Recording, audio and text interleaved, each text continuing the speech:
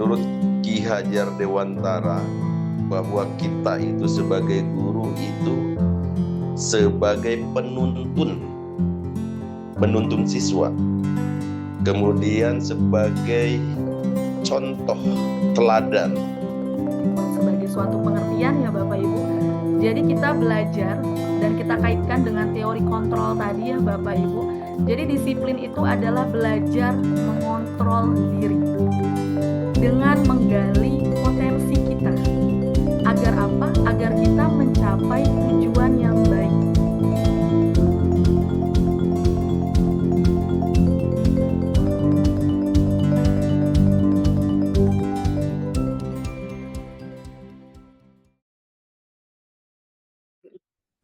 Yang terhormat Bapak Kepala SMA Negeri 21 Kota Bekasi, Dr. Andes Muhammad Ilyas, Bapak Ibu Guru SMA Negeri 21 Bekasi, serta Bapak Ibu tamu undangan sekalian dalam kegiatan webinar bersama Ibu Amalia Rofiah malam ini.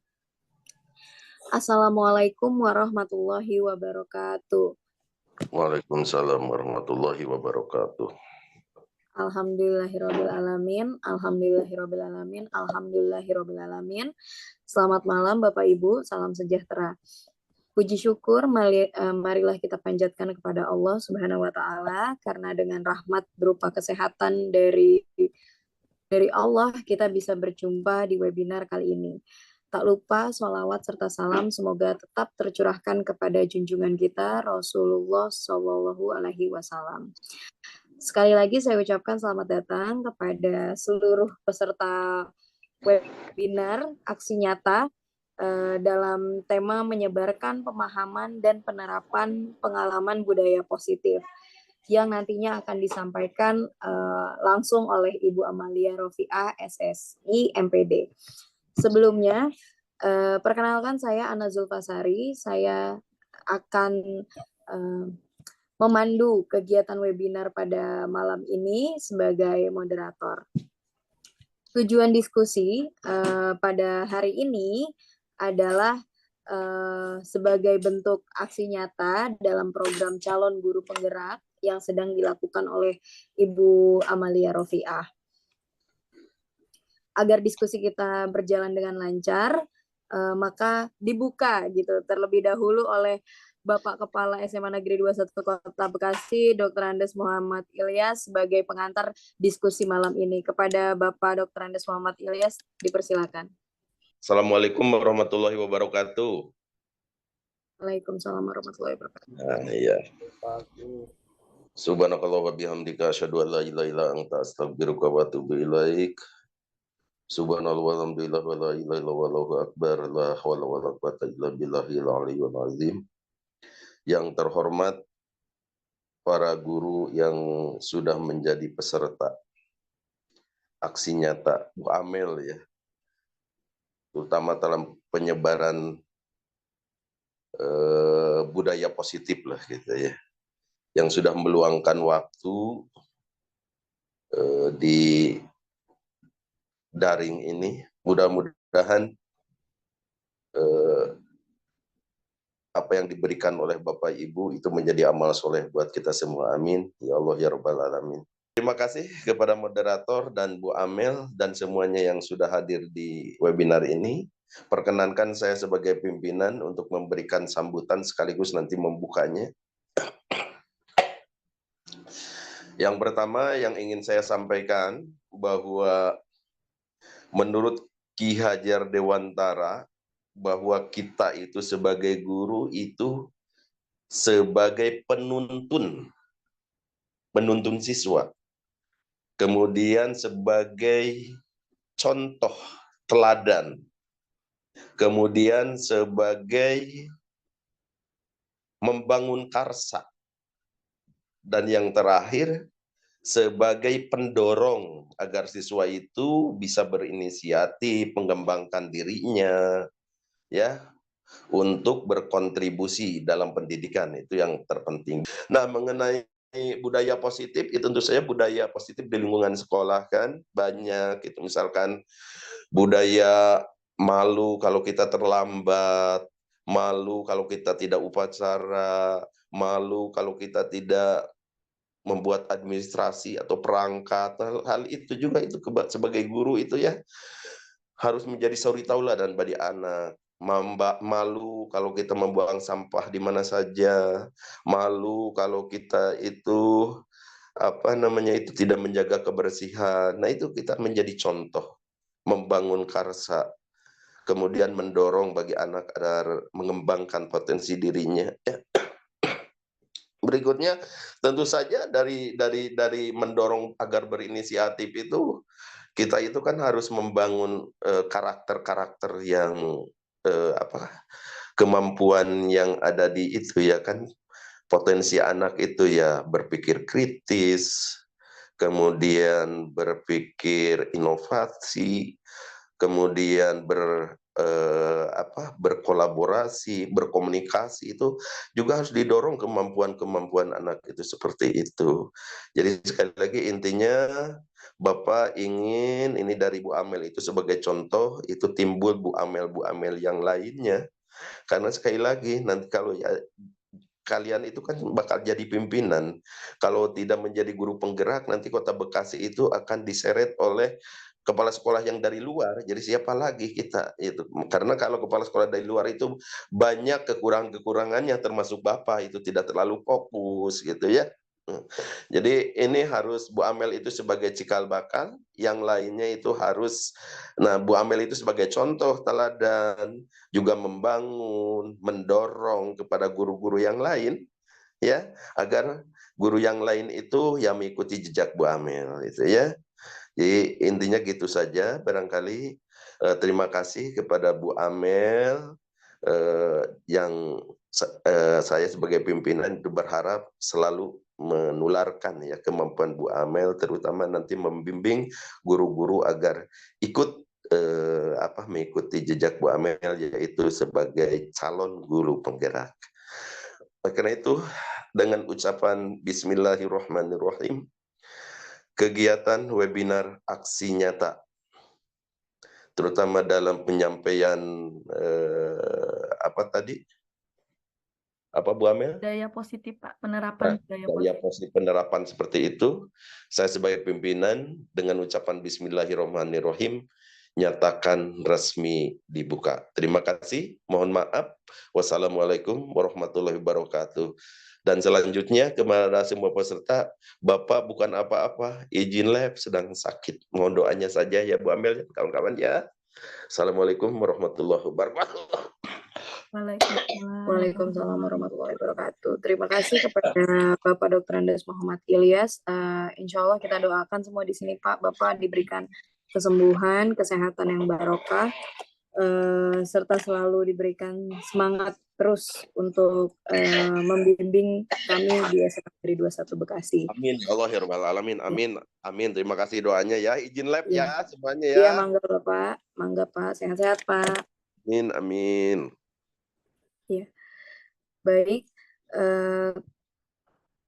Tadi sudah dibuka langsung oleh Kepala Sekolah SMA Negeri 21 Bekasi, sedikit mengutip dari paparan Bapak Dr. Andes Muhammad Ilyas, bahwasanya beliau sangat berharap dari hasil webinar hari ini adalah Bapak Ibu guru yang tidak hanya mengajar di SMA Negeri 21 melakukan perubahan-perubahan kecil, terutama perubahan pada saat proses kegiatan belajar mengajar di kelas.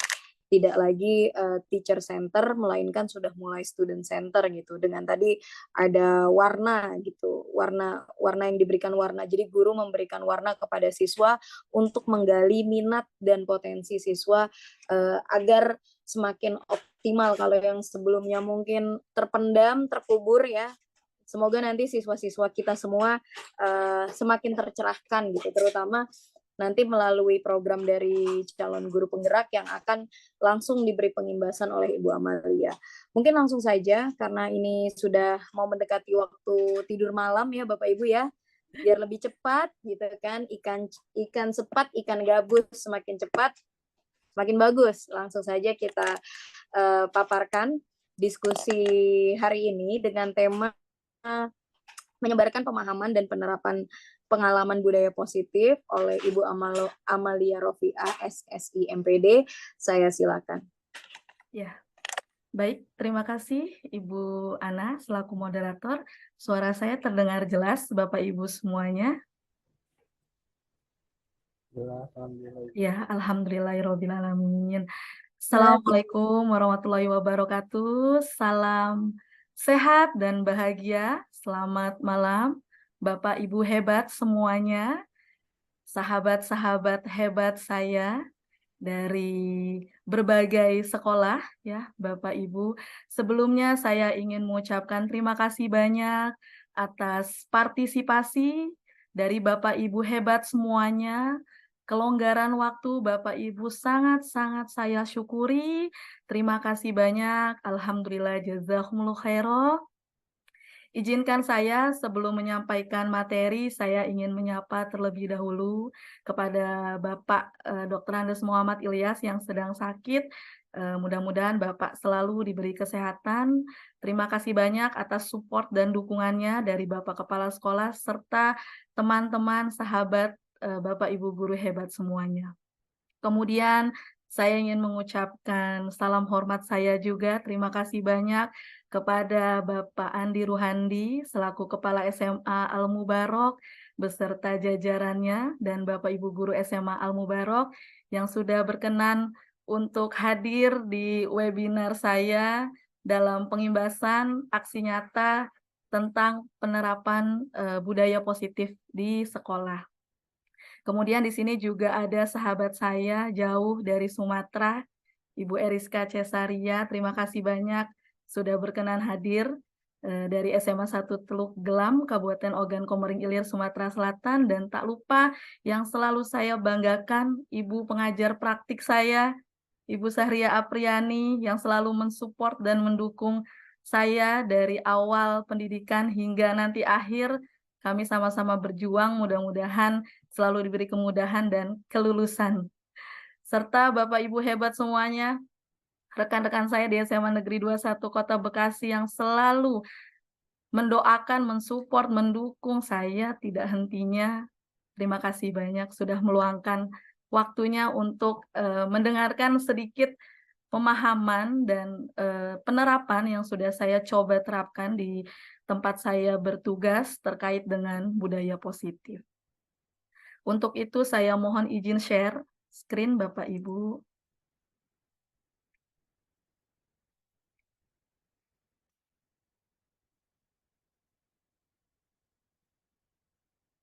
Ya Bapak Ibu sudah terlihat ya tampilannya. Ya, mungkin ini bisa dicontoh ya Bapak Ibu setiap pembukaan, baik dalam kegiatan pertemuan ataupun pembelajaran kami, para calon guru penggerak selalu diawali dengan mengucapkan salam dan bahagia. Seperti itu Bapak Ibu. Karena memang tujuan dari kami calon guru penggerak itu adalah menuntun murid-murid kita untuk menjadi selamat dan bahagia dari waktu ke waktu sampai di masa yang akan datang, untuk masa depan mereka. Itu Bapak Ibu. Oke. Mohon izin sebentar, Bapak. Ya. Ya, mungkin tadi sudah perkenalan ya Bapak Ibu. Saya Amalia Rofiah, salah satu guru di SMA Negeri 21 Kota Bekasi, dan saat ini saya sedang mengikuti pendidikan guru penggerak di angkatan 8, dan mudah-mudahan nanti setelah ini ada di antara Bapak Ibu semua yang melanjutkan di angkatan 9 ataupun 10. Oke Bapak Ibu,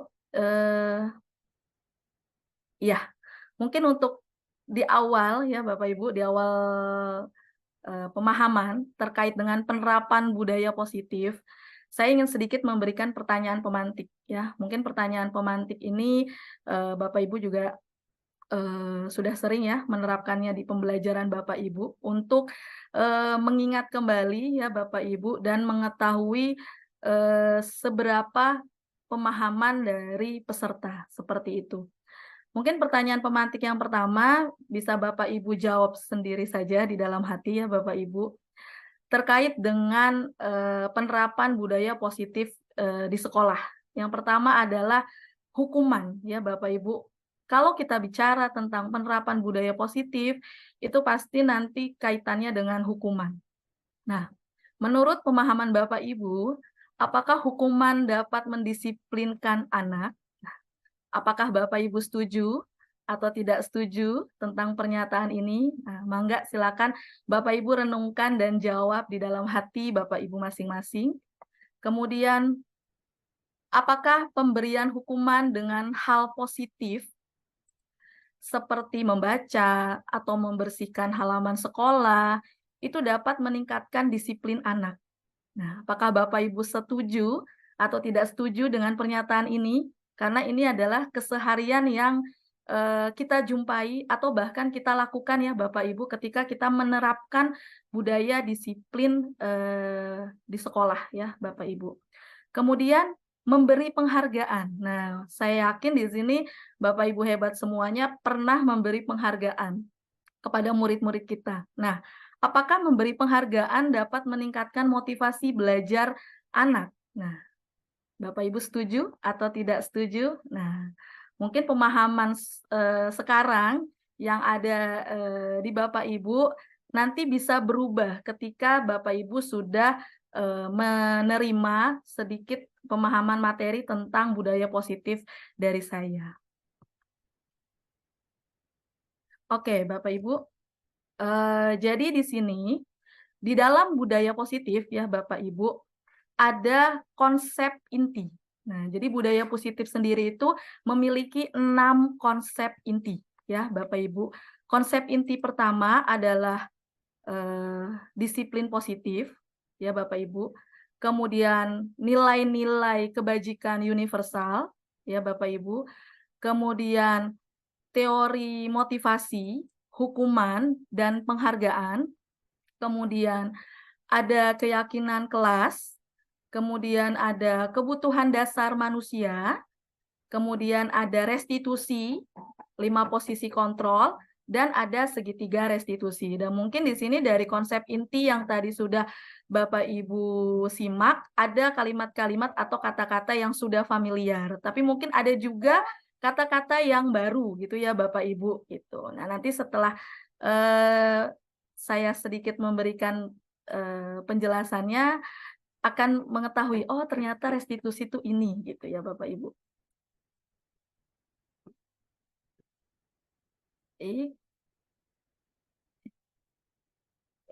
Nah, disiplin positif dan nilai-nilai kebajikan ya Bapak Ibu. Nah, untuk mengetahui apa sih sebenarnya makna dari disiplin positif Bapak Ibu dan nilai-nilai kebajikan universal, saya ada ilustrasi sedikit nih Bapak Ibu. Mungkin ini sering terjadi pada diri Bapak Ibu sendiri atau pada anak-anak kita ketika kita berhadapan dengan seorang teman dan kita memiliki sesuatu yang berharga ya Bapak Ibu. Kita memiliki sesuatu berharga yang ingin dimiliki oleh teman kita. Nah, ketika itu teman kita akan berusaha bagaimana caranya agar kita ya Bapak Ibu memberikan barang berharga tersebut kepada teman kita. Nah, ya Bapak Ibu, apakah dengan membujuk, apakah dengan mengancam, atau dengan menghardik, merayu, menyuap gitu ya Bapak Ibu, dengan mengganti dengan dengan sedikit iming-iming gitu ya Bapak Ibu, agar kita memberikan barang berharga tersebut kepada teman kita. Nah, dari ilustrasi ini apa yang terjadi? Nah, yang terjadi akan ada 2 kemungkinan ya Bapak Ibu. Kemungkinan pertama adalah kita bersedia memberikan barang berharga kita atau kita tetap bertahan tidak memberikan barang berharga kita. Ya Bapak Ibu. Nah, di sini terlihat siapa yang sesungguhnya memegang kontrol. Nah, menurut Bapak Ibu, siapa yang sesungguhnya memegang kontrol? Oke, tentu diri kita sendiri ya Bapak Ibu. Jadi diri kita sendirilah yang berhak memegang kontrol untuk memberikan atau bertahan tidak memberikan. Nah, seperti itu ya Bapak Ibu. Sesuai apa? Sesuai dengan kebutuhan kita. Jadi kebutuhan kita terhadap barang berharga itu bagaimana gitu. Apakah butuh sekali ya Bapak Ibu sehingga kita mengontrol diri kita tidak kita berikan, atau karena ada barang yang lebih berharga lagi yang serupa gitu kan Bapak Ibu, berarti kebutuhannya tidak terlalu, maka kita mengontrol diri kita untuk memberikannya gitu ya Bapak Ibu. Nah, apa sih kaitannya ilustrasi ini dengan disiplin? Oke, Bapak Ibu, mungkin kalau Bapak Ibu guru BK pernah mendengar tokoh ya Bapak Ibu William Glasser. Jadi William Glasser itu adalah salah satu tokoh psikolog ya Bapak Ibu yang meluruskan beberapa miskonsepsi tentang makna dari kontrol. Ya, mungkin di antara kita termasuk saya pada awalnya ada kesalahan konsep dari makna kontrol ya Bapak Ibu. Nah, mungkin pemahaman kita awalnya adalah bahwa guru itu mengontrol murid. Nah, tapi pada teori kontrol ya Bapak Ibu yang dikembangkan oleh William Glasser, semua perilaku itu memiliki tujuan. Ya, bahkan terhadap perilaku yang tidak disukai. Gitu ya Bapak Ibu. Jadi ilusi guru mengontrol murid itu terbantahkan menurut teori kontrol. Itu ya Bapak Ibu. Karena yang berhak mengontrol itu adalah diri orang tersebut gitu ya Bapak Ibu. Kalau di sini murid, maka yang berhak mengontrol diri murid adalah murid itu sendiri gitu ya Bapak Ibu. Karena bahwasanya bahwa murid itu berperilaku baik perilaku baik ataupun buruk itu pasti ada tujuannya. Itu ya Bapak Ibu. Kemudian ilusi kedua adalah semua penguatan positif itu efektif dan bermanfaat. Gitu ya Bapak Ibu.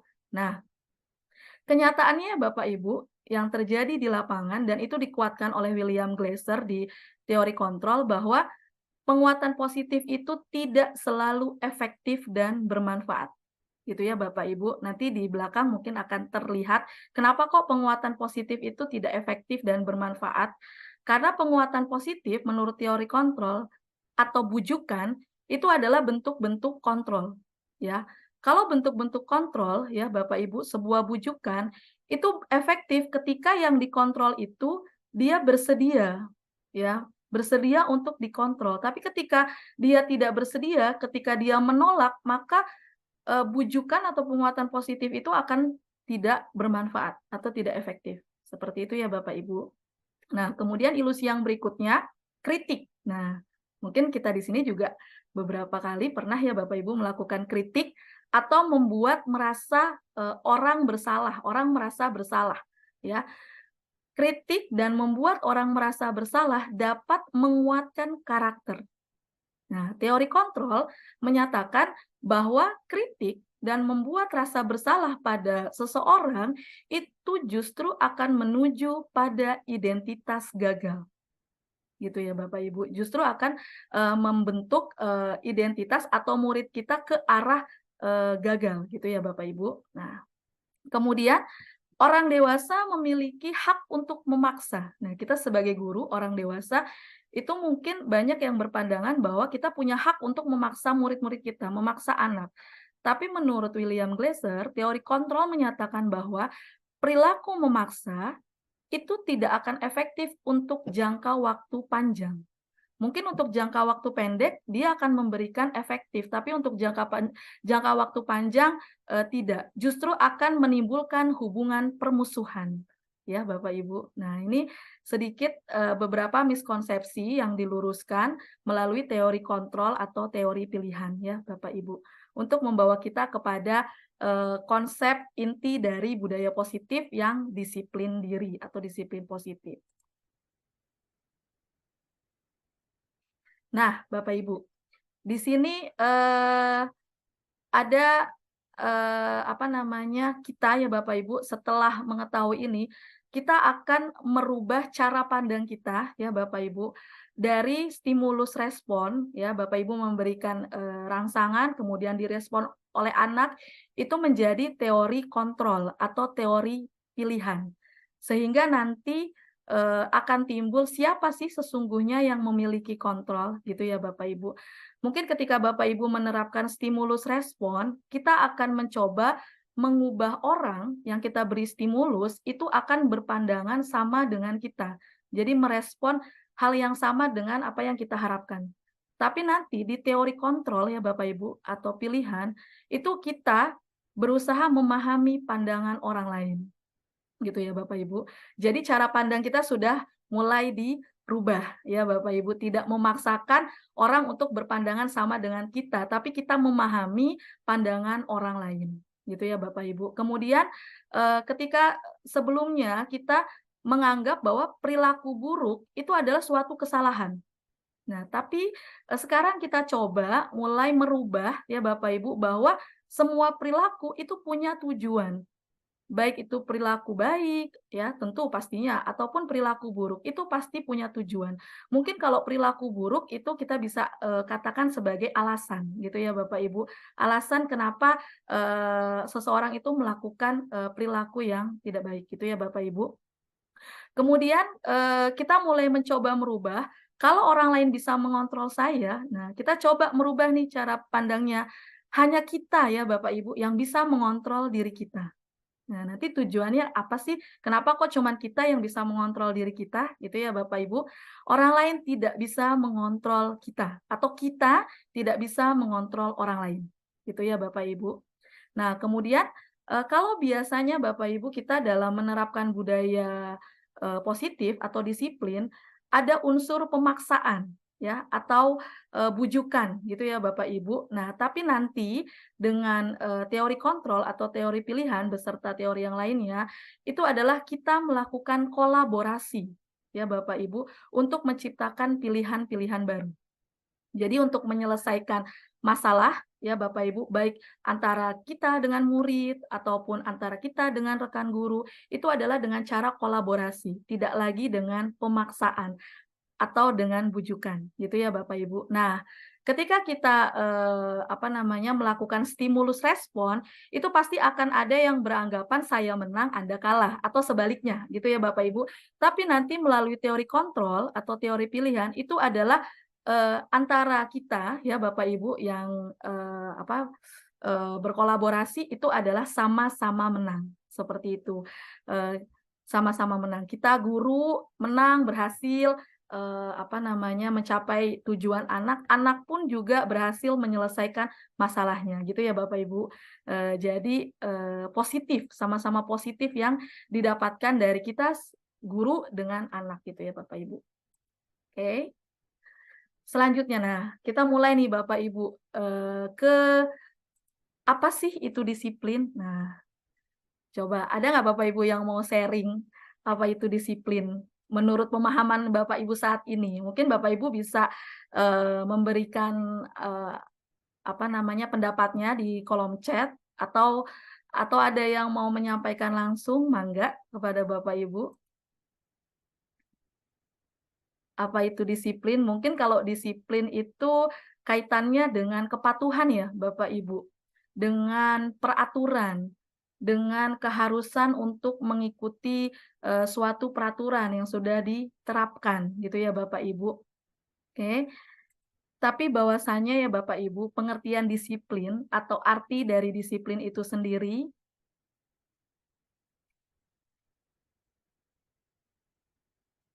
Nah, jadi disiplin itu berasal dari bahasa Latin, Bapak Ibu, yang artinya disiplina, yang artinya belajar. Nah, jauh ya Bapak Ibu dari pandangan kita selama ini, disiplin itu yang kita tahu kan patuh, taat gitu ya Bapak Ibu terhadap suatu peraturan, terhadap suatu ketentuan, kesepakatan ya. Tapi sebenarnya arti disiplin itu sendiri adalah belajar. Ya, Bapak Ibu.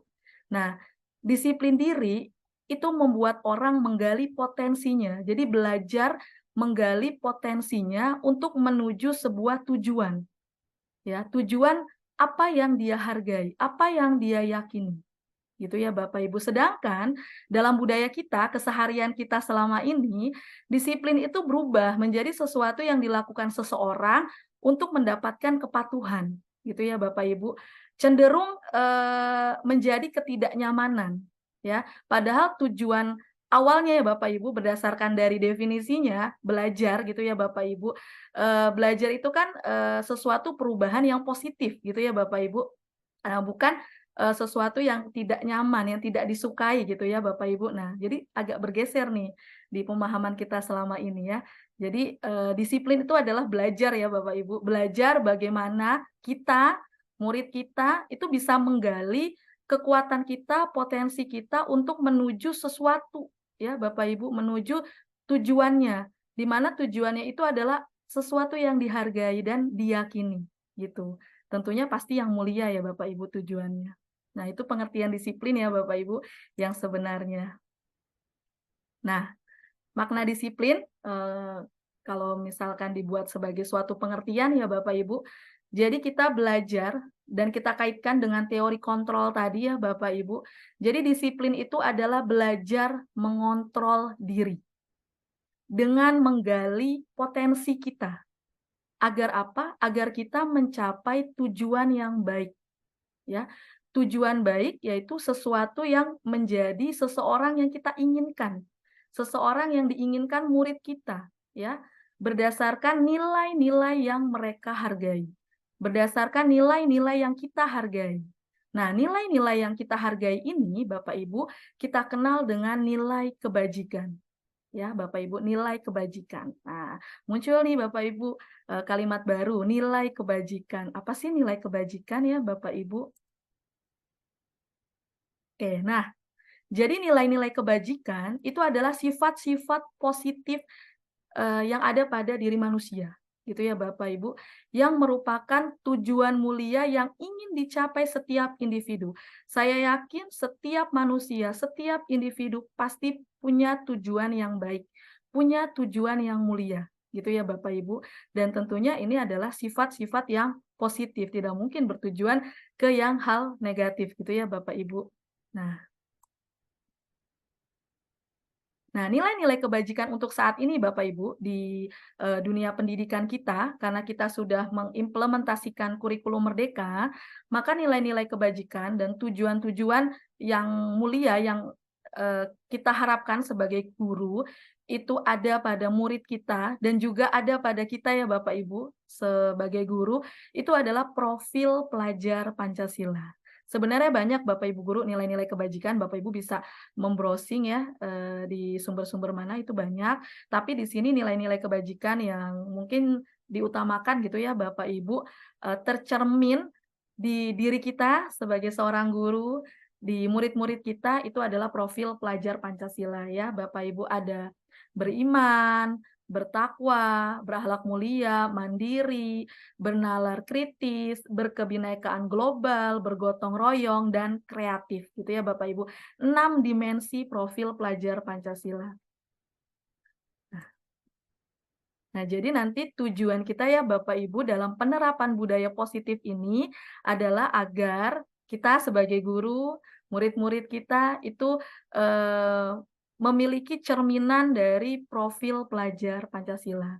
Tentunya untuk meraih tujuan itu harus ada sesuatu yang kita miliki nih di diri kita ya Bapak Ibu. Salah satunya adalah motivasi ya Bapak Ibu. Nah, mari kita Bapak Ibu, kita tanyakan ke diri kita sendiri, bagaimana selama ini kita telah berperilaku, ya Bapak Ibu, mengapa kita melakukan segala sesuatu, ya karena apa kita melakukan hal tersebut, kenapa kita harus kita datang lebih awal dari waktu yang ditentukan, gitu ya Bapak Ibu. Nah, kemudian apakah kita melakukan sesuatu tersebut karena adanya dorongan dari lingkungan atau adanya dorongan dari yang lain gitu ya Bapak Ibu. Nah, pernahkah Bapak Ibu melakukan sesuatu karena ingin mendapatkan suatu penghargaan, hadiah, uang ataupun penilaian baik gitu ya Bapak Ibu dari rekan Bapak Ibu. Nah, pastinya kita semua pernah melakukan itu ya Bapak Ibu gitu. Nah, oke. Menurut Dian Gosen ya Bapak Ibu, teori motivasi ya ada 3 motivasi perilaku manusia ya Bapak Ibu.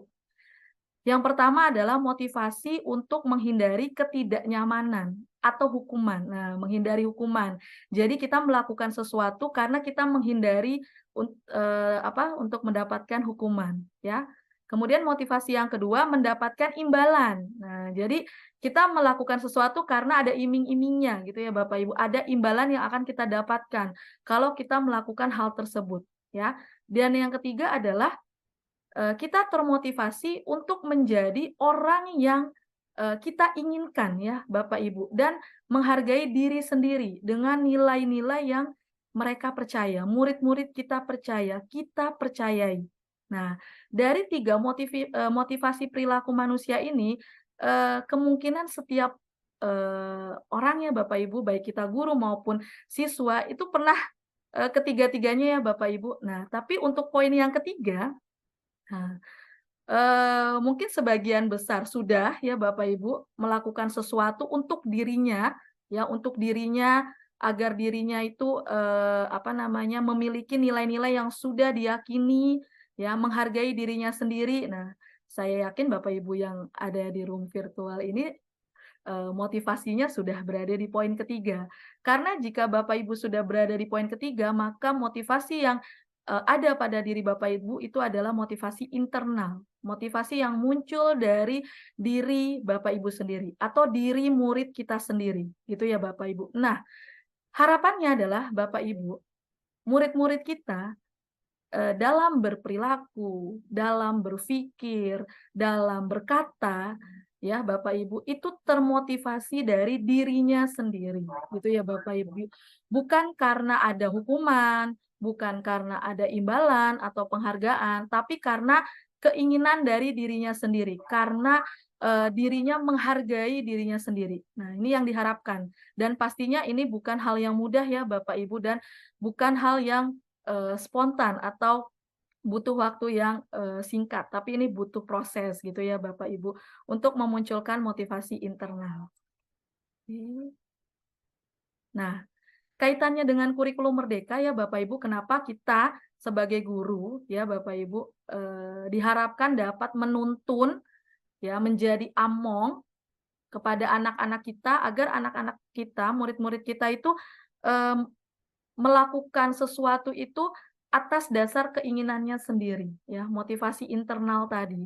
Nah, ini kaitannya dengan kurikulum merdeka adalah karena merdeka menurut Ki Hajar Dewantara itu artinya adalah bukan hanya terlepas dari perintah, tetapi juga cakap buat memerintah diri sendiri. Nah, jadi diharapkan murid-murid kita itu bisa memerintah dirinya sendiri, memerintah ke hal-hal yang baik gitu ya Bapak Ibu. Nah, itu harapannya ya Bapak Ibu, ujungnya dari usaha kita dalam menerapkan budaya positif gitu Bapak Ibu, menerapkan disiplin positif.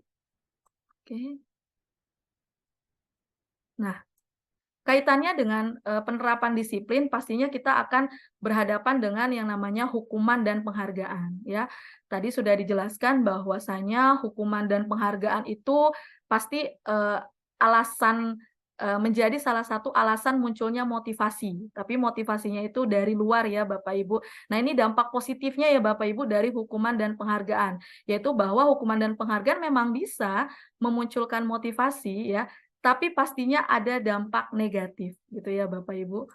Nah, apa sih dampak negatif dari hukuman dan penghargaan? Ya, yang pertama hukuman dulu. Jadi ternyata hukuman itu memberikan dampak negatif yang cukup Bapak Ibu, menyakitkan ya bagi diri murid ya Bapak Ibu, atau mungkin dari diri kita sebagai guru pun ya Bapak Ibu, ketika mendapatkan hukuman pasti itu sesuatu yang menyakitkan dan itu terjadi ya. Pasti itu adalah kondisi tidak nyaman bagi murid ya untuk jangka panjang ya. Ternyata hukuman itu memberikan ketidaknyamanan kepada murid dalam jangka waktu yang panjang. Kenapa? Karena murid akan merasa tersakiti. Ya, hukuman yang Bapak Ibu berikan ya itu akan membuat murid tersakiti ya. Yang mungkin akan muncul perilaku yang pasif, bahkan agresif itu dapat meningkat gitu ya Bapak Ibu. Kemudian nah, ini hanya berlaku di institusi kita saja, ya. Ketika kita memberikan hukuman, itu hanya berlaku di institusi kita. Jadi, anak tersebut akan perilaku positif gitu ya Bapak Ibu hanya di institusi kita saja, tidak berlanjut pada kehidupan nyata. Mungkin di rumahnya akan tidak disiplin lagi gitu ya Bapak Ibu gitu karena adanya motivasi hukuman gitu ya. Nah, yang paling membuat akhirnya sekarang hukuman itu sebaiknya tidak dilakukan itu adalah membuat konsep diri buruk pada murid kita gitu ya. Murid kita akan merasa menganggap bahwa dirinya itu buruk. Yang akhirnya suatu saat nanti murid kita itu akan menyembunyikan kesalahannya karena takut mendapatkan hukuman ya. Nah, dampak lainnya apa? Murid akan marah ketika mendapat hukuman. Ya, mungkin kita juga pernah ya Bapak Ibu berhadapan dengan murid ketika diberi hukuman, misalkan terlambat, kemudian kita berikan hukuman membersihkan kamar mandi. Nah, itu di dalam diri murid itu pasti ada rasa marah ya. Mungkin ada juga rasa bersalah gitu ya, merasa bersalah. Bahkan ada yang merasa dirinya menjadi rendah ya Bapak Ibu gitu. Nah, tentunya hukuman ini dampaknya sangat menyakitkan ya Bapak Ibu gitu. Karena pasti guru ketika memberi hukuman dia pasti menyalahkan. Dia pasti akan mengkritik, pasti akan menyindir, terkadang ya Bapak Ibu kemudian merendahkan. Nah, ini akan membentuk identitas gagal bagi murid ya Bapak Ibu. Tujuan dari kita memberikan hukuman itu tidak akan tercapai sepenuhnya ya Bapak Ibu. Mungkin tercapai pada jangka waktu hari itu saja, pada tempat di situ saja, tapi tidak berkelanjutan gitu Bapak Ibu. Tidak berkelanjutan ketika mungkin tidak ada ibu, berganti dengan Bapak guru yang lain gitu kan, Bapak Ibu. Nah, itu ya Bapak Ibu. Nah, mungkin setelah ini Bapak Ibu guru yang masih memberikan hukuman, nah bisa mulai memikirkan. Jadi apa ya yang harus kita lakukan kalau bukan hukuman ketika berhadapan dengan anak yang belum disiplin gitu ya Bapak Ibu. Nah, sekarang kita ke penghargaan ya. Ternyata Bapak Ibu, penghargaan itu juga ada dampak negatifnya ya. Saya termasuk salah satu guru yang sebelum ini beberapa kali kesempatan memberi penghargaan kepada anak gitu ya Bapak Ibu. Tapi sekarang sudah mulai saya kurangi ya Bapak Ibu. Bahkan saya setelah mendapatkan materi saya belum menerapkan penghargaan lagi kepada murid-murid saya ya. Kenapa sih dan apa sih dampak negatif penghargaan? Nah, pengaruh jangka pendek dan jangka panjangnya. Penghargaan itu efektif jika kita menginginkan seseorang melakukan sesuatu yang kita inginkan, tapi hanya dalam jangka waktu pendek. Gitu ya Bapak Ibu. Jika kita menggunakan penghargaan lagi dan lagi, maka orang tersebut akan bergantung pada penghargaan yang kita berikan. Sehingga motivasinya akan hilang. Motivasi dalam diri anak itu akan hilang. Gitu ya Bapak Ibu. Nah, kemudian jika kita mendapatkan penghargaan untuk melakukan sesuatu yang baik, maka selain kita senantiasa berharap mendapat penghargaan tersebut, kita jadi tidak sadar dengan tindakan-tindakan lain yang baik yang kita lakukan. Gitu ya Bapak Ibu, karena kita berlaku baik hanya termotivasi untuk mendapatkan suatu penghargaan, ya. Gitu Bapak Ibu. Kemudian dampak negatif berikutnya ya Bapak Ibu, mungkin tidak semua saya bacakan. Nah, jadi penghargaan ini tidak efektif ya Bapak Ibu. Nah, di sini nih yang saya ingin tekankan. Kenapa penghargaan itu menimbulkan negatif? Karena ternyata penghargaan bisa merusak hubungan, ya Bapak Ibu. Jadi penghargaan itu bisa merusak hubungan. Ketika seorang diberi penghargaan atau dipuji di depan orang banyak, maka akan ada orang lain yang merasa iri gitu ya Bapak Ibu. Mungkin murid kita yang lain yang tidak dapat penghargaan itu akan merasa iri, ya. Dan sebagian dari mereka akhirnya tidak menyukai dengan kita Bapak Ibu guru yang memberikan penghargaan, ya. Akan terbesit di pikiran sebagian murid itu yang dikasih pasti yang itu aja yang bisa misalkan menjawab pertanyaan gitu ya Bapak Ibu, atau melakukan hal yang baik gitu, kemudian diberi penghargaan, akan ada sebagian anak atau orang yang merasa iri. Nah, jadi akan rusak nih hubungannya gitu ya Bapak Ibu. Kemudian penghargaan menciptakan persaingan. Nah, makanya kenapa sekarang Bapak Ibu sistem ranking sudah tidak diterapkan lagi ya. Karena penghargaan itu menciptakan persaingan, dan persaingan itu menciptakan kecemasan, gitu ya Bapak Ibu. Cemas nih bagi yang mungkin tidak memenuhi standar ya Bapak Ibu, tidak memenuhi rata-rata, selalu di bawah rata-rata gitu ya Bapak Ibu, dianggap tidak bersaing. Nah, gitu ya Bapak Ibu. Makanya kita coba lebih bijak dalam memberikan penghargaan kepada anak gitu ya Bapak Ibu. Oke, nah lalu bagaimana yang harus kita lakukan ya Bapak Ibu untuk menerapkan disiplin diri tadi, disiplin positif tadi. Mungkin Bapak Ibu di sini tidak asing lagi dengan kata konsekuensi, dan yakin sebagian dari kita juga sudah menerapkan konsekuensi ya Bapak Ibu, sudah meninggalkan hukuman, beralih ya Bapak Ibu ke konsekuensi gitu. Oke, nah jadi konsekuensi itu adalah salah satu tindakan yang bisa kita lakukan ya Bapak Ibu untuk menerapkan disiplin kepada anak. Tapi konsekuensi juga memiliki kelemahan ya Bapak Ibu, memiliki dampak yang tidak baik juga gitu ya Bapak Ibu.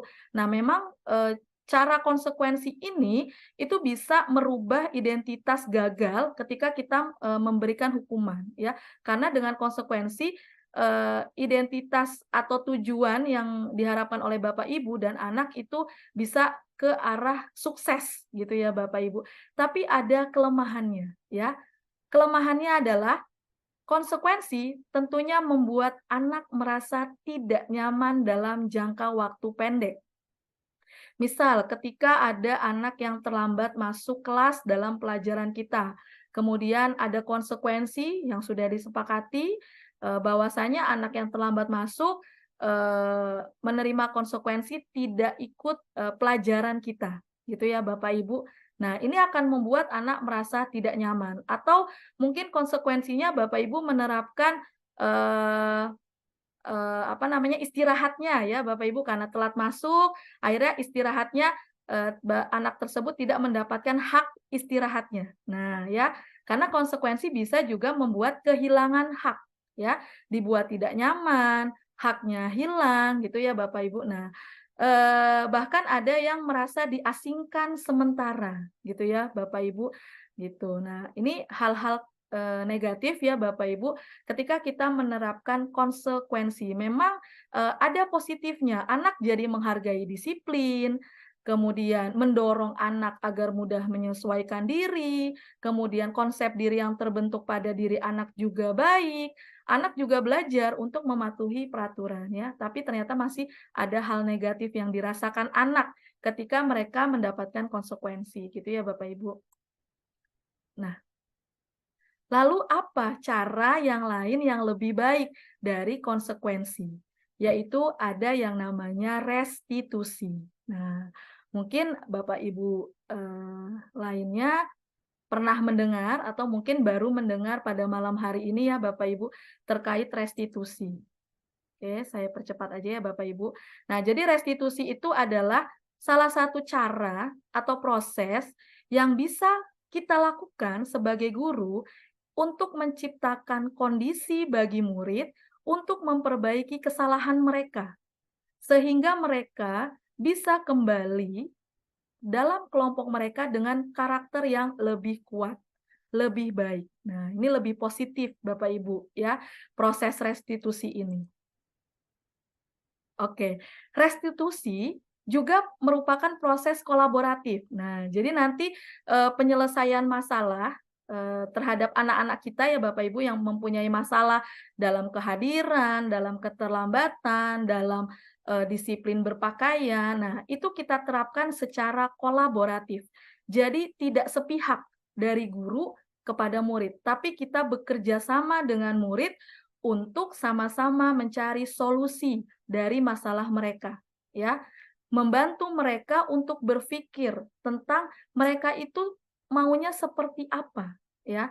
Mereka itu harus seperti apa menurut diri mereka, ya. Dan bagaimana mereka juga memperlakukan orang lain, gitu ya Bapak Ibu. Jadi lebih ke mencari solusi bersama, gitu ya Bapak Ibu, untuk restitusi. Nah, ini sedikit perbedaan ya Bapak Ibu ketika kita menerapkan hukuman, konsekuensi, dan restitusi. Jadi kalau konsekuensi itu harus terjadi ketika kita menyepakati konsekuensinya datang terlambat, tidak ikut pelajaran, ya anak itu harus terjadi untuk tidak ikut pelajaran. Tapi nanti ketika restitusi itu adalah pilihan. Yang timbul adalah pilihan, ya. Kemudian restitusi itu menguatkan murid dalam jangka waktu yang panjang, ya, bukan hanya dalam waktu hari, minggu, tapi dalam jangka waktu yang panjang, ya. Kemudian masalah pada murid itu terpecahkan, ya Bapak Ibu.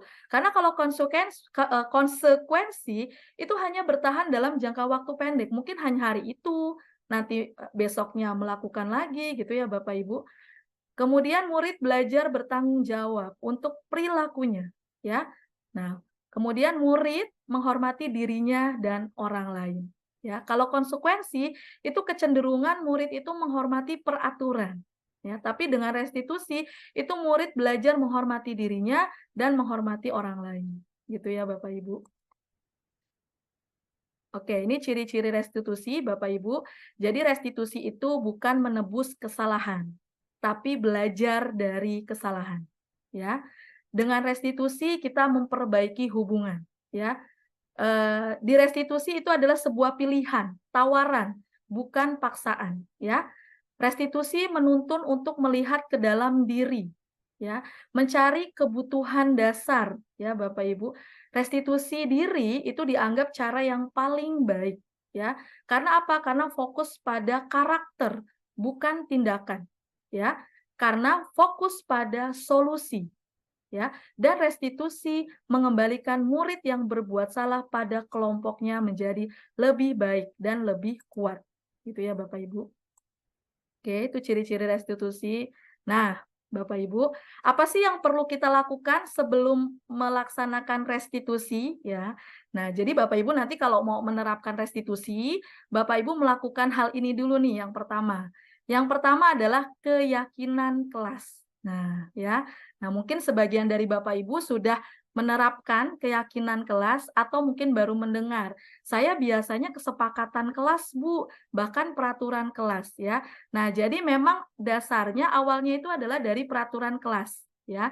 Jadi Bapak Ibu silakan membuat, didiskusikan bersama dengan murid-muridnya peraturan-peraturan kelas apa yang akan dilaksanakan oleh Bapak Ibu dan anak-anak di kelas tersebut. Nah, nanti dari peraturan kelas itu Bapak Ibu silakan berkolaborasi dengan anak, berdiskusi, ya Bapak Ibu curah pendapat untuk menentukan keyakinan kelasnya. Nah, nanti kita berpedoman ya Bapak Ibu berdasar bukan lagi dengan peraturan kelas, tapi dengan keyakinan kelas. Nah, dengan keyakinan kelas ini diharapkan ya Bapak Ibu itu akan muncul lingkungan positif. Ya, mungkin Bapak Ibu akan menerapkannya di lingkungan kecil dulu, di lingkungan kelas ya.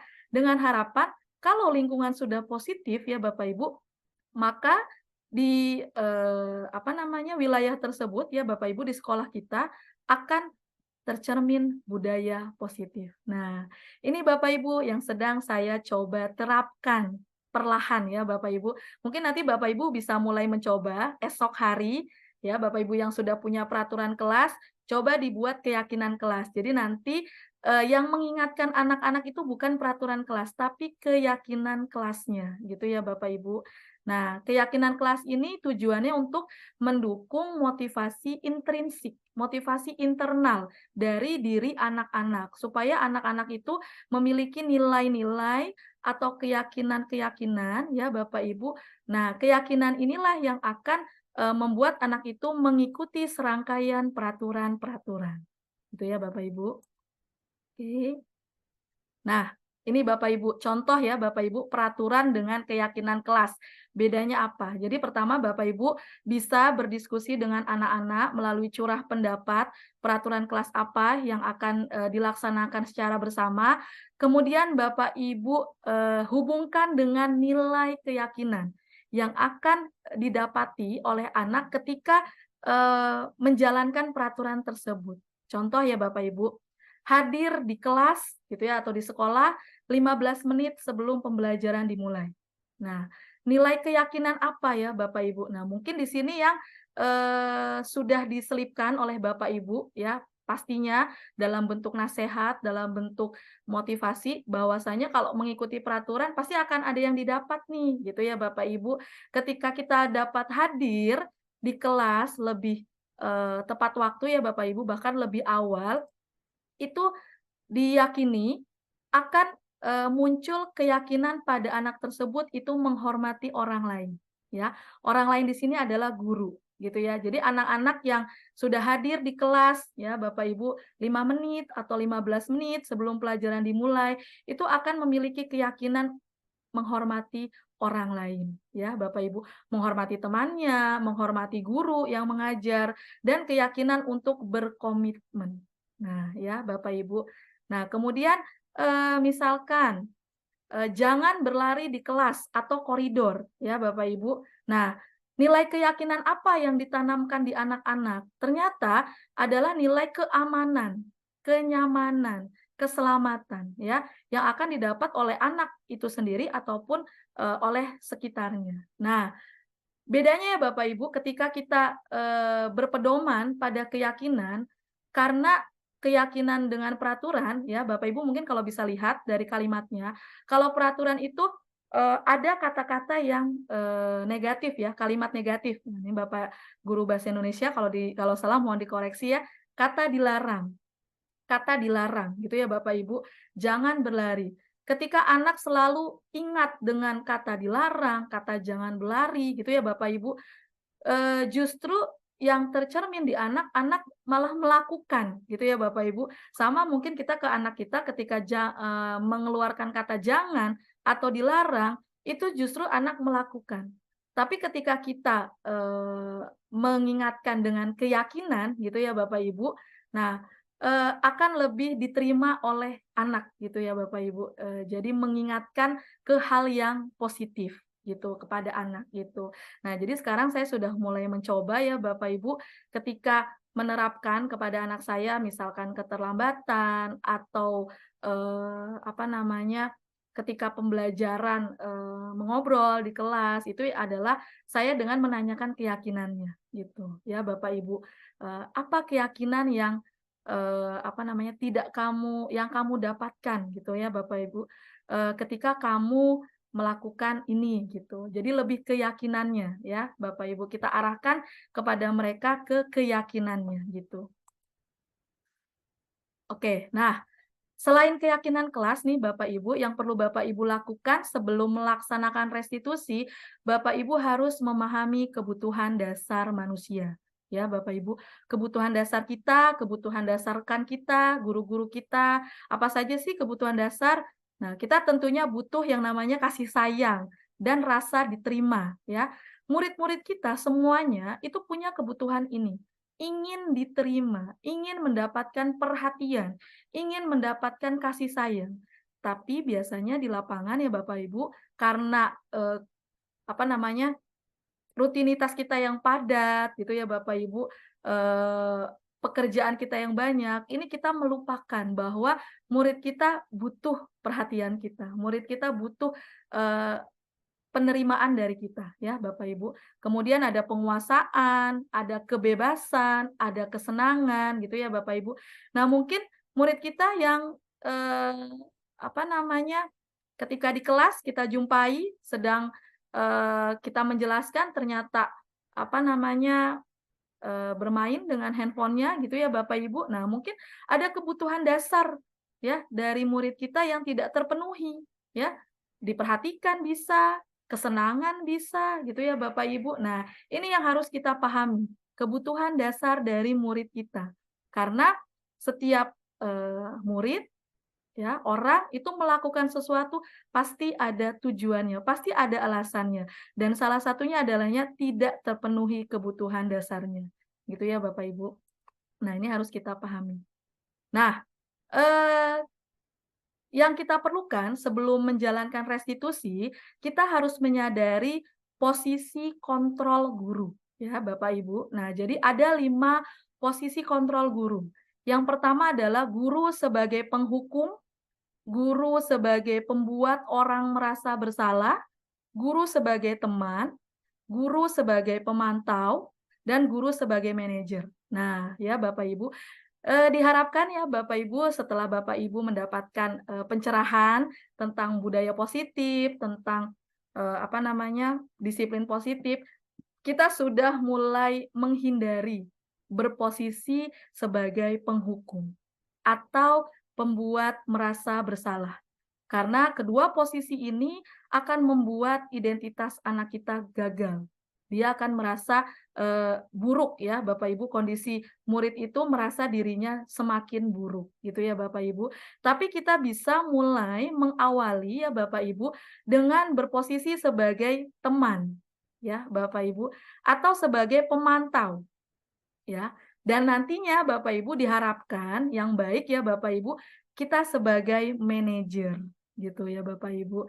Nah, bedanya apa sih ketika teman, pemantau dan manajer? Nah, kalau teman ya Bapak Ibu, kalau kita memposisikan diri kita sebagai teman, murid itu akan ketergantungan dengan kita. Ya, jadi dia termotivasi karena ketergantungan dengan kita, ya.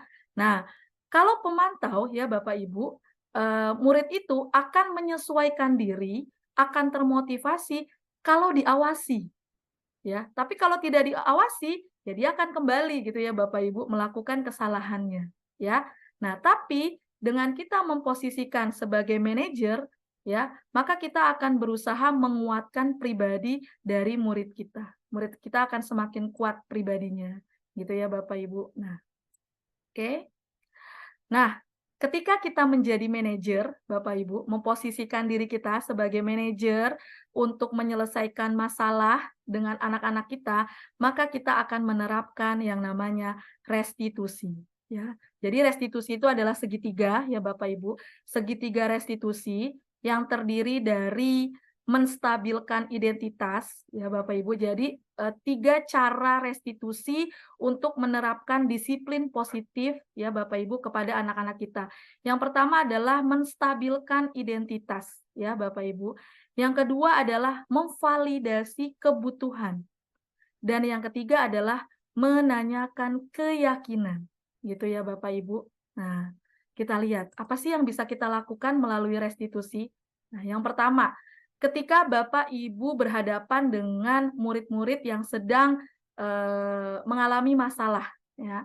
Yang pertama yang Bapak Ibu dapat lakukan adalah stabilkan dulu identitasnya.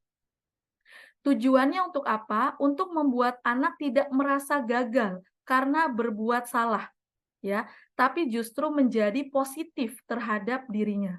Gitu ya Bapak Ibu. Salah satu contoh kalimat yang bisa kita gunakan ketika kita menstabilkan identitas anak adalah kita bisa mengucapkan kata-kata ini ya Bapak Ibu. Kita pasti bisa menyelesaikan masalah ini, gitu ya Bapak Ibu. Untuk anak-anak mungkin yang terlambat, yang mungkin kehadirannya alfanya banyak, gitu ya Bapak Ibu, atau yang mungkin tidak tertib dalam berseragam ya Bapak Ibu. Nah, kita bisa kok menyelesaikan masalah mereka, masalah kalian gitu kan, gitu. Nah, kemudian Bapak Ibu bisa menyampaikan kalimat di sini Bapak tidak mencari siapa yang benar dan siapa yang salah.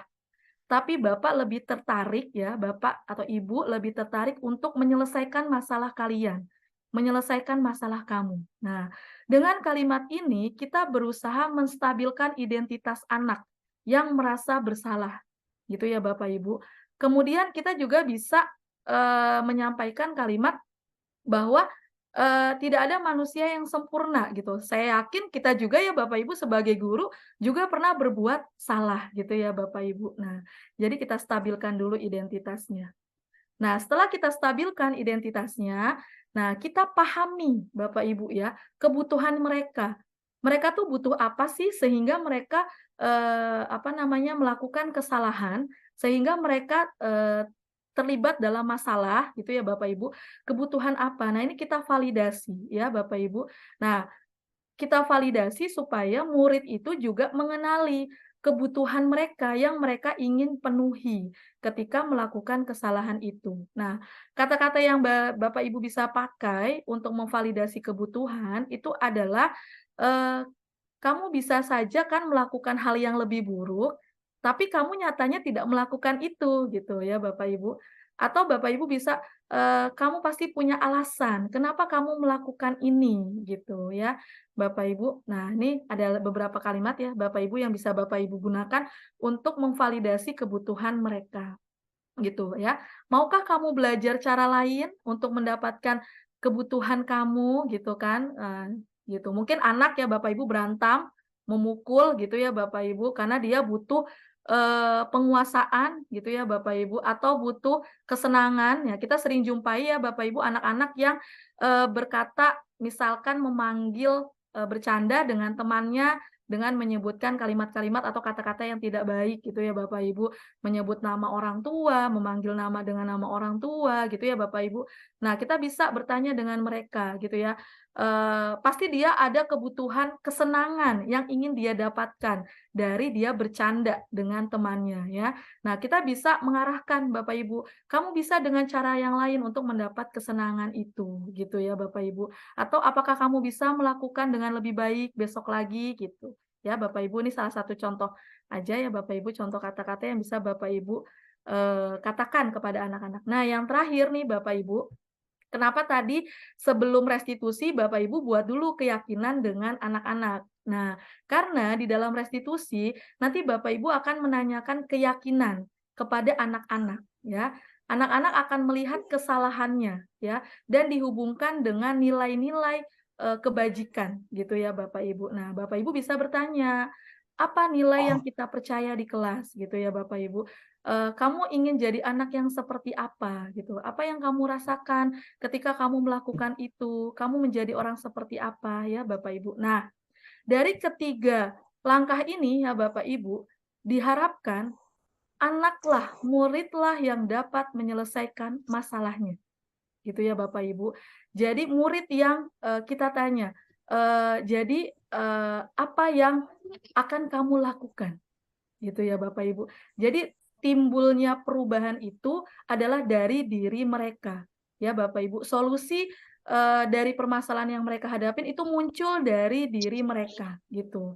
Misalkan mungkin akan ada anak yang mengatakan, "Oh, baik Ibu, saya besok akan mencoba untuk mulai berkata baik dengan teman," gitu ya. Atau saya besok akan mencoba untuk datang lebih awal gitu, atau saya akan mulai mencoba tidak memanggil dia dengan nama ayahnya gitu ya Bapak Ibu. Nah, itu muncul keluar bukan dari diri kita Bapak Ibu, tapi dari diri murid-murid kita. Itu Bapak Ibu yang diharapkan dari penerapan budaya positif, mulai dari disiplin, mulai dari Bapak Ibu membuat keyakinan kelas, Bapak Ibu memahami kebutuhan murid, Bapak Ibu menyadari posisi kontrol apa yang harus Bapak Ibu ambil ketika Bapak Ibu berhadapan dengan murid, dan pada akhirnya Bapak Ibu menerapkan restitusi ini untuk menyelesaikan masalah yang dihadapi oleh murid-murid Bapak Ibu ya, dengan harapan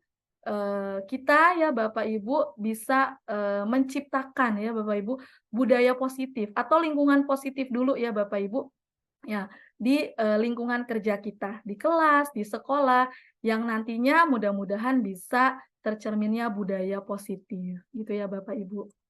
Nah, baik Bapak Ibu, ini sedikit respon dari siswa yang sudah saya coba terapkan restitusi.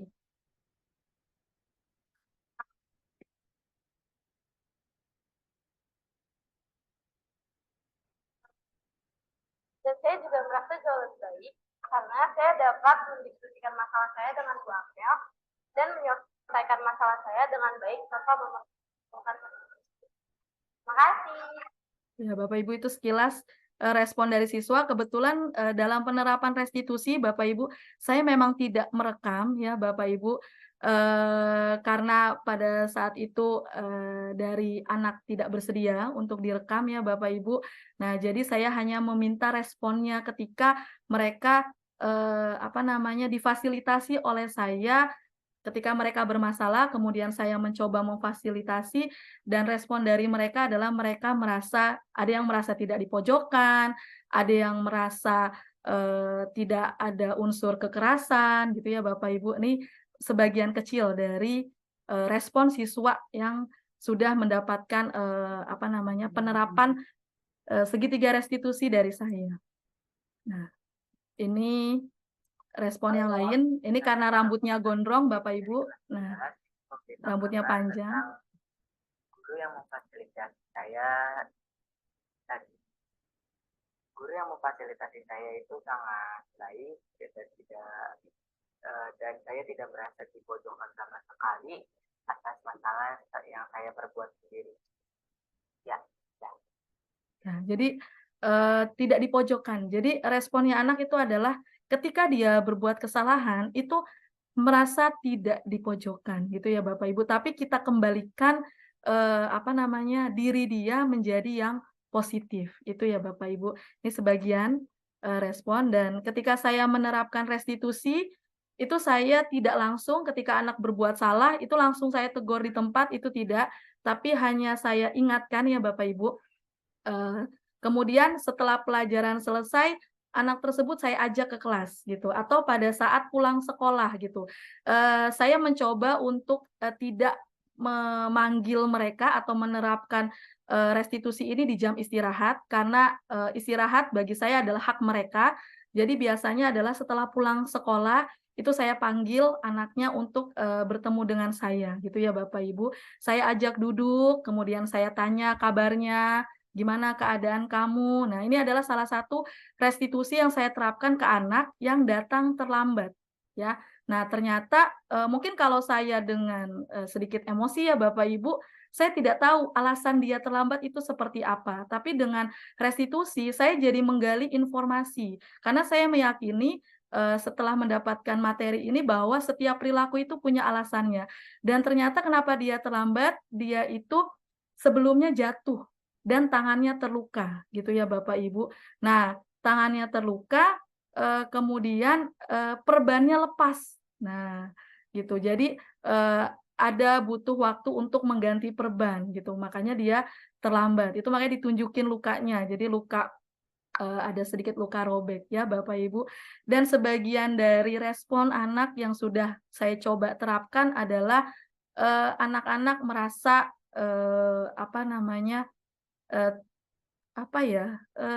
bahagia, senang, jadi merasa salah, tapi bukan bahagia karena dia bangga dengan kesalahannya, bukan. Tapi dia merasa kebutuhan diperhatikannya itu dapat, gitu ya Bapak Ibu. Karena saya yakin kita pun ya Bapak Ibu berbuat salah mungkin salah satunya karena kita butuh perhatian, gitu ya Bapak Ibu. Dan itu juga ada di diri anak. Itu mungkin kita hanya memperhatikan ke anak-anak tertentu, anak ini tidak kita perhatikan. Akhirnya supaya mendapat perhatian, ya dia melakukan sesuatu yang tidak baik, gitu ya Bapak Ibu. Nah, oke Bapak Ibu, itu gambaran ya Bapak Ibu pemahaman tentang penerapan budaya positif di sekolah ya Bapak Ibu. Mudah-mudahan apa yang saya sampaikan bisa Bapak Ibu coba mulai diterapkan ya Bapak Ibu. Saya pun masih mencoba ya Bapak Ibu, masih mencoba dan masih banyak kesulitan-kesulitan dan hambatan ya Bapak Ibu, karena saya yakin ini bukan sesuatu yang harus kita lakukan dan kita nikmati hasilnya dalam waktu singkat, tapi ini semua butuh proses ya. Bapak Ibu, dari saya sebagai penyaji terima kasih atas perhatiannya. Kemudian saya kembalikan kepada moderator. Baik, terima kasih Bu Amel atas paparannya. Saya rasa ya, saya sebagai moderator di sini juga ikut banyak belajar dan ikut pusing ya. Pusing karena materinya satu. Saya rasa mungkin penerapan budaya positif gitu. Karena kan kalau kita berbicara positif itu harusnya itu sudah selalu bersinggungan atau ada di dalam keseharian kita gitu. Ternyata budaya positif itu cukup rumit gitu, tidak hadir secara tiba-tiba. Namanya suatu budaya itu kan pasti harus ada yang mengawali, setelah diawali itu nanti akan ada pembiasaan baru mulai terbangun gitu. Tapi ternyata membangun budaya positif itu adalah membangun sesuatu yang kompleks gitu, dan banyak terjadi adanya miskonsep ya, tadi seperti yang sudah dijelaskan, seperti disiplin itu sendiri. Bahkan tadi saya sampai mencari di KBBI online ya terkait penjelasan apa sih disiplin gitu. Kalau tadi menurut ilmu yang terbaru tadi salah satu tokoh tadi menyebutkan bahwasannya disiplin belajar gitu. Ternyata di KBBI online juga itu masih memahami bahwasannya disiplin itu adalah sebuah ketaatan gitu atau keteraturan gitu. Ternyata mungkin konsep yang tidak tepat ini ternyata sudah membudaya gitu. Jadi tidak heran kalau orang mengatakan bahwasanya disiplin itu adalah sebuah kepatuhan atau ketaatan atau ketertiban atau yang selalu berkaitan dengan aturan gitu, seperti itu. Tadi juga disampaikan kita selalu mengenal dengan konsekuensi gitu. Ternyata konsekuensi sendiri itu memiliki ada positifnya, tapi ternyata itu hanya terjadi di jangka pendek gitu ya. Ternyata di dalam jangka panjangnya justru banyak hal-hal yang tidak positif gitu. Sekarang kita dikenalkan gitu. Mungkin sebagian orang atau orang yang mengerti hukum ya, atau orang yang memiliki latar belakang hukum itu sudah tidak asing gitu dengan restitusi, apalagi pada saat kemarin kasus Baradae ya, itu sempat orang mulai mengenal apa sih restitusi gitu. Dan ternyata kita sebagai guru yang selama ini hanya mendengar di media sosial atau media cetak, televisi, kita ternyata memahami, oh restitusi itu tidak hanya berlaku di dalam bidang hukum gitu, ternyata itu bisa diaplikasikan di dunia pendidikan itu sendiri. Itu tadi saya hanya mungkin mengingatkan kembali gitu, karena tadi materinya cukup panjang ya Bapak Ibu, ditambah juga jamnya sudah antara makan malam sama tidur malam gitu, sehingga mungkin saya juga tadi ini ada 23 orang, apakah masih ada nih orangnya atau bagaimana gitu kan. Boleh ya untuk kita mungkin mengecek nih kehadiran Bapak Ibu ini. Insya Allah sih saya harap benar-benar hadir gitu. Oleh karena itu mungkin saya langsung membuka sesi, bisa dikatakan ini sebagai sesi tanya jawab juga, atau mungkin sesi saling bertukar pikiran gitu, bahwasanya terus gimana nih kita punya masalah seperti ini, solusinya seperti apa. Saya rasa di sini juga Bu Amel memfasilitasi, tidak hanya Bu Amel sendiri yang menguasai materi ini gitu. Mungkin Bapak Ibu guru ini, saya yakin Bapak Ibu guru juga sudah banyak memiliki pengalaman gitu terhadap budaya positif ini. Hanya saja bahasa-bahasanya yang mungkin berbeda gitu. Apalagi di sini tidak hanya diisi oleh guru SMA 21 ya gitu. Banyak dari ada beberapa dari sekolah lain gitu. Jadi saya berikan waktunya atau saya persilakan kepada Bapak Ibu guru yang ingin bertukar pikiran, bertukar pandangan, atau bahkan mungkin ada yang dirasa kurang jelas, dipersilakan. Izin, Bu. Waduh, Masya Allah. Selamat Mister sebelumnya ya. Ini Iya. luar biasa ya, masih hangat. Selamat Mister atas kelulusan PPG-nya. Semoga membawa kebarokahan. Terima kasih. Iya. Monggo, silakan. Iya. Saya mohon maaf tadi terlambat mengikuti karena harus mencari soto dulu. Istri dan anak itu minta dibelikan soto ya. Jadi saya terlambat tadi. Cuman menarik sekali materi dari Bu Amalia ini, dan tadi juga ada anak yang terlambat tadi ya, yang diwawancari oleh Bu Amalia itu juga pertamanya kena sama saya dulu ya. Di pagi-paginya itu kena sama saya dulu. Nah, bicara kedisiplinan, saya waktu itu menerapkan, saya pembelajaran bahasa Inggris, tapi kemudian saya menerapkan pendekatan berbasis riset ya. Jadi anak-anak saya suruh untuk meriset. Jadi waktu itu keterlambatan di di sebuah sekolah itu kan sangat banyak sekali ya, tiap pagi gitu, nggak pagi nggak siang, itu semester yang lalu lah gitu ya, itu banyak sekali. Makanya kemudian saya itu penasaran sebenarnya anak ini tuh terlambat kenapa sih gitu kan, kenapa kan gitu kan. Akhirnya dalam pembelajaran saya itu saya menerapkan pendekatan berbasis riset. Jadi anak-anak saya suruh untuk meriset dan materinya itu factual report text ya. Saya kaitkan dengan materi saya ya, dan alhamdulillah anak-anak itu meriset ya, mewawancarai, mengobservasi gitu kan ya, kenapa sih anak itu bisa terlambat gitu. Dan ya ternyata anak terlambat ini kan berbasis riset ya, data gitu, bener ya, mereka observasi, mereka wawancara gitu. Dan ternyata itu yang paling banyak menyebabkan anak itu terlambat adalah pengaturan jam tidur. Itu. Jadi anak-anak ini jam tidurnya itu kemalaman gitu. Apa karena main handphone ya? Kemarin saya tanya juga dari beberapa anak yang terlambat itu kesiangan katanya. Kesiangan gitu. Nah, artinya di sini kan harus ada kerjasama antara orang tua dengan sekolah. Nah, sekolah itu di sini yang paling dekat dengan anak-anak itu kan wali kelas ya. Gitu. Artinya kalau tidak salah tadi yang tangannya itu anak Bu Amalia ya. Iya betul Pak Is. Iya. Saya sangat terpukau sekali dengan Bu Amalia. Apakah mungkin ini lagi mau restitusi atau mau selama 1 tahun dilaksanakan, saya tidak tahu ya. Insya Karena Allah Pak Is ya. Kita konsisten. setiap saya piket itu Bu Amalia selalu ngecek anak saya yang terlambat siapa aja gitu. Nah, saya ketika Bu Amalia itu beberapa kali menanyakan saya itu saya sebenarnya terharu gitu ya. Wah, luar biasa ini wali kelas gitu ya.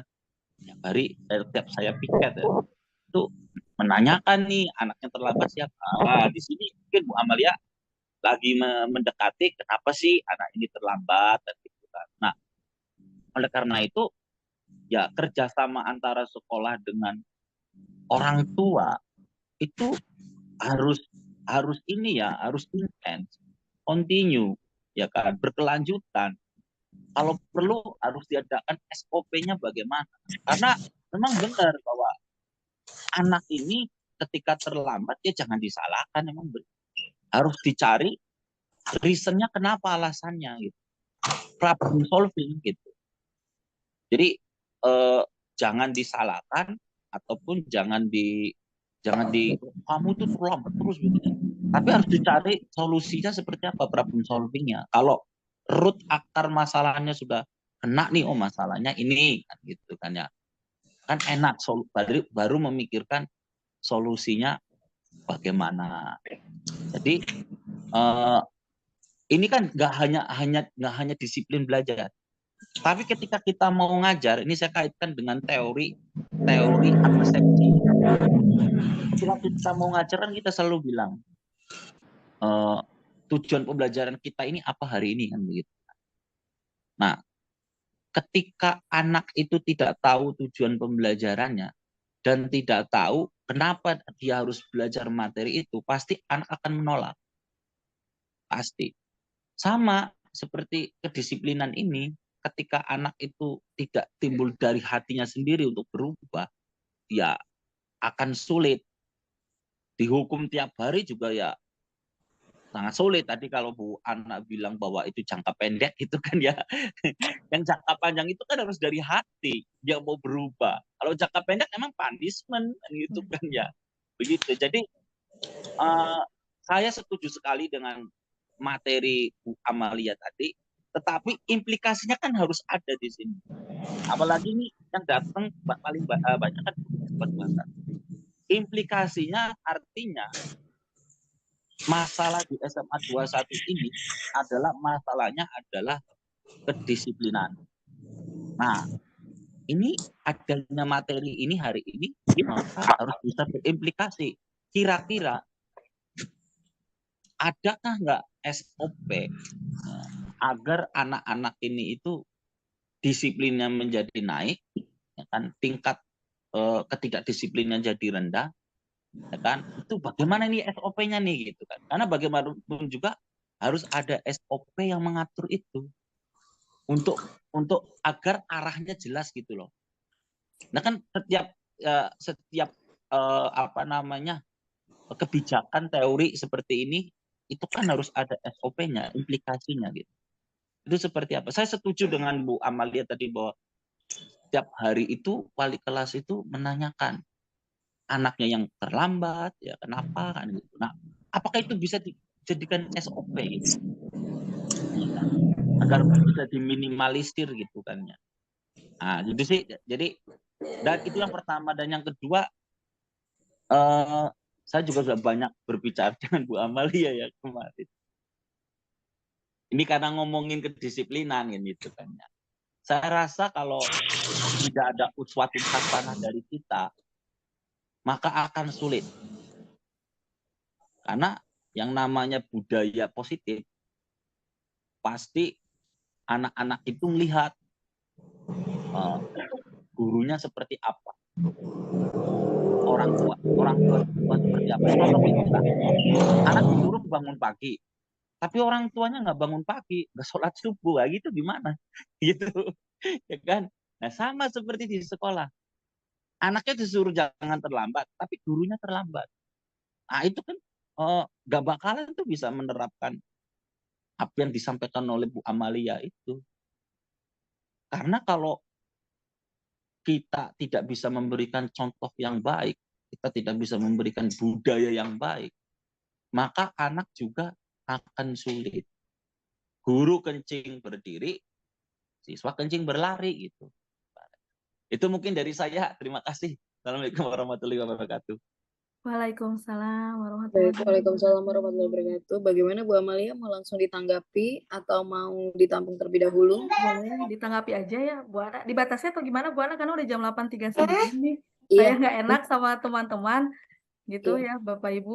Udah Jadi terima kasih banyak Pak Is untuk sharingnya ya. Memang Pak Is ini salah satu guru yang saya yakin Bapak Ibu juga sering berdiskusi dengan Pak Is. Jadi di sini sebenarnya Bapak Ibu teori yang banyak tadi ya Bapak Ibu yang tadi saya ceritakan banyak. Mengapa tadi saya selalu mengatakan diri kita guru gitu ya Bapak Ibu, baru murid gitu ya Bapak Ibu. Diri kita dulu baru murid. Karena saya juga di situ menyelipkan ingin mengajak kepada Bapak Ibu, ketika kita menerapkan disiplin positif kepada murid-murid kita atau kepada orang lain, kita dulu Bapak Ibu. Jadi diri kita dulu yang belajar bagaimana kita mengontrol diri kita ya Bapak Ibu untuk memunculkan ya Bapak Ibu motivasi dari diri kita gitu ya Bapak Ibu untuk bisa mungkin menciptakan disiplin, menciptakan perilaku-perilaku yang positif gitu ya Bapak Ibu, pikiran-pikiran yang positif, perkataan yang positif, itu semua adalah dimulai dari kita gitu ya Bapak Ibu. Karena akan terasa sulit atau bahkan terasa gimana ya Bapak Ibu ya, ketika kita menerapkan tapi dari diri kitanya tidak melakukan.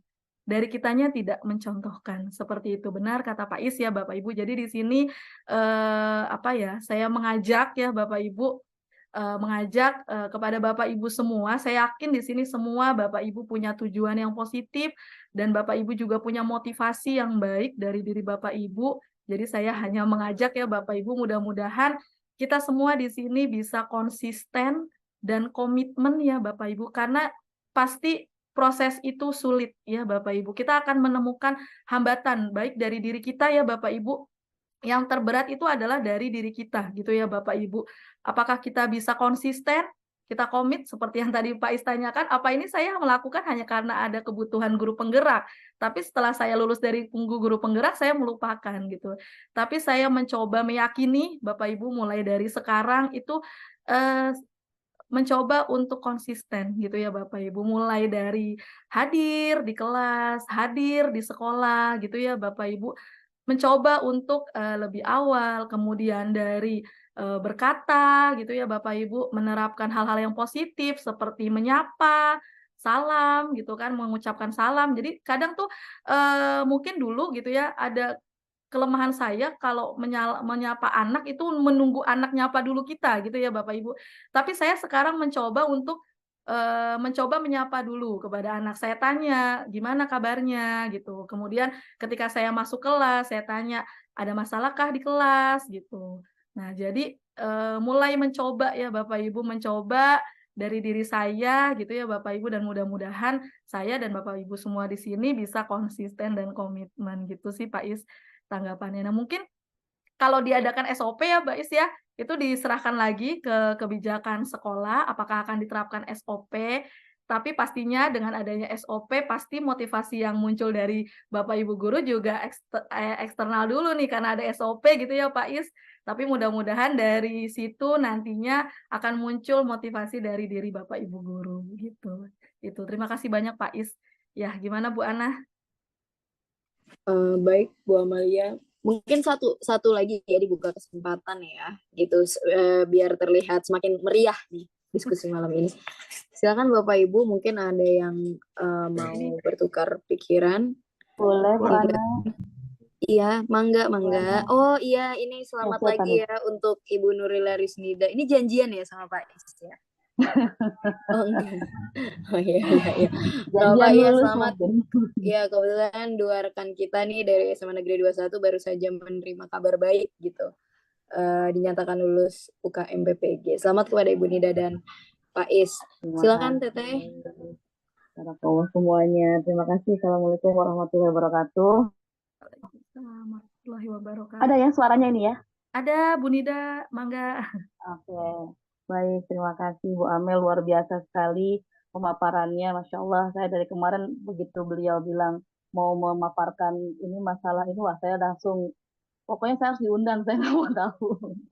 Saya harus datang begitu, karena luar biasa sekali.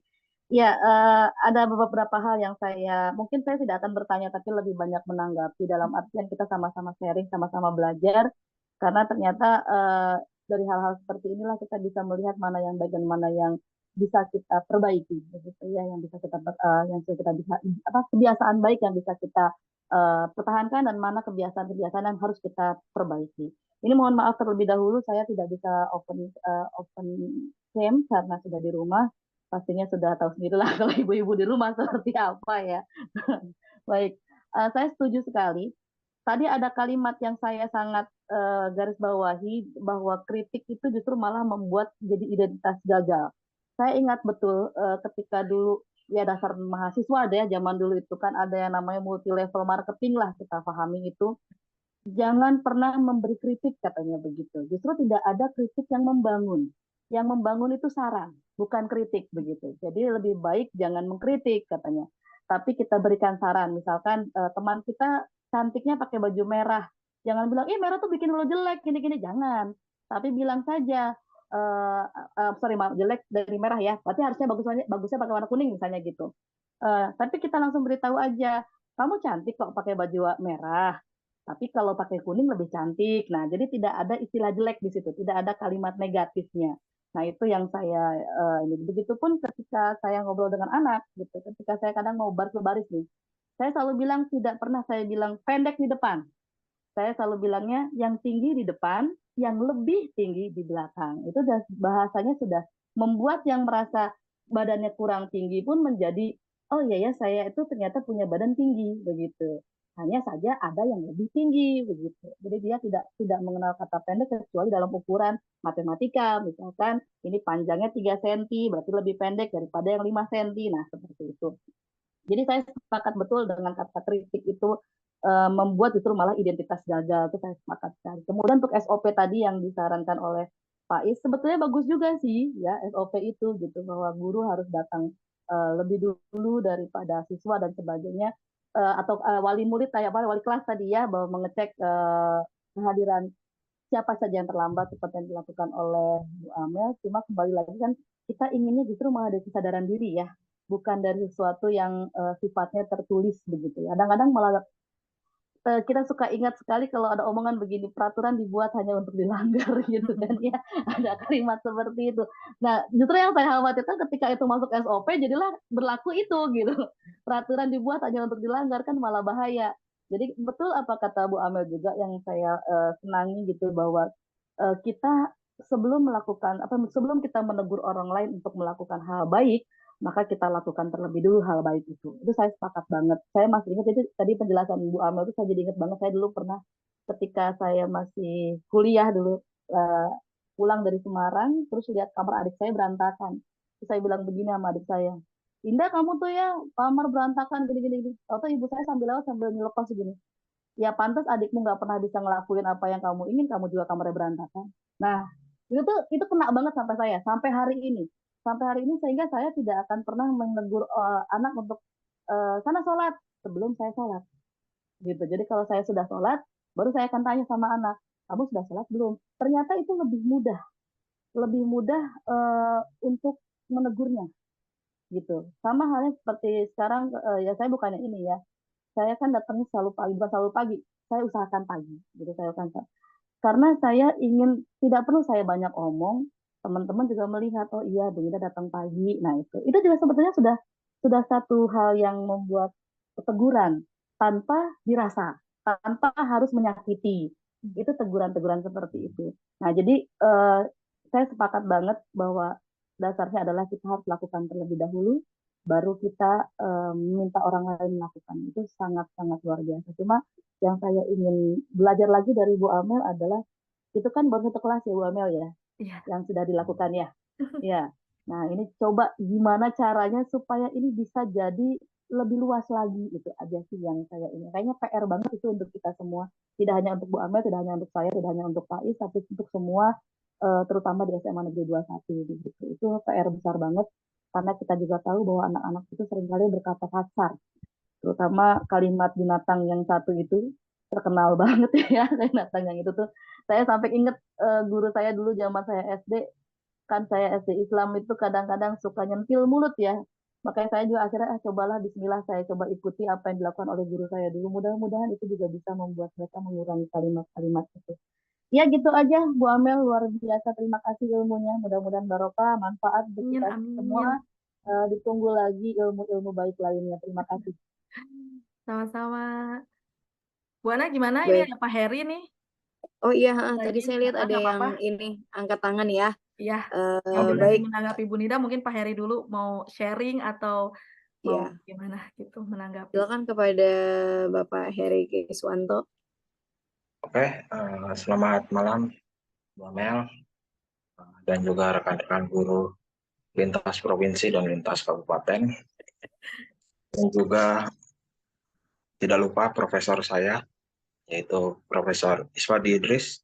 Mohon menyampaikan pendapat, Prof. Jadi mungkin tadi Bu Amel itu menyampaikan terkait dengan budaya positif ya.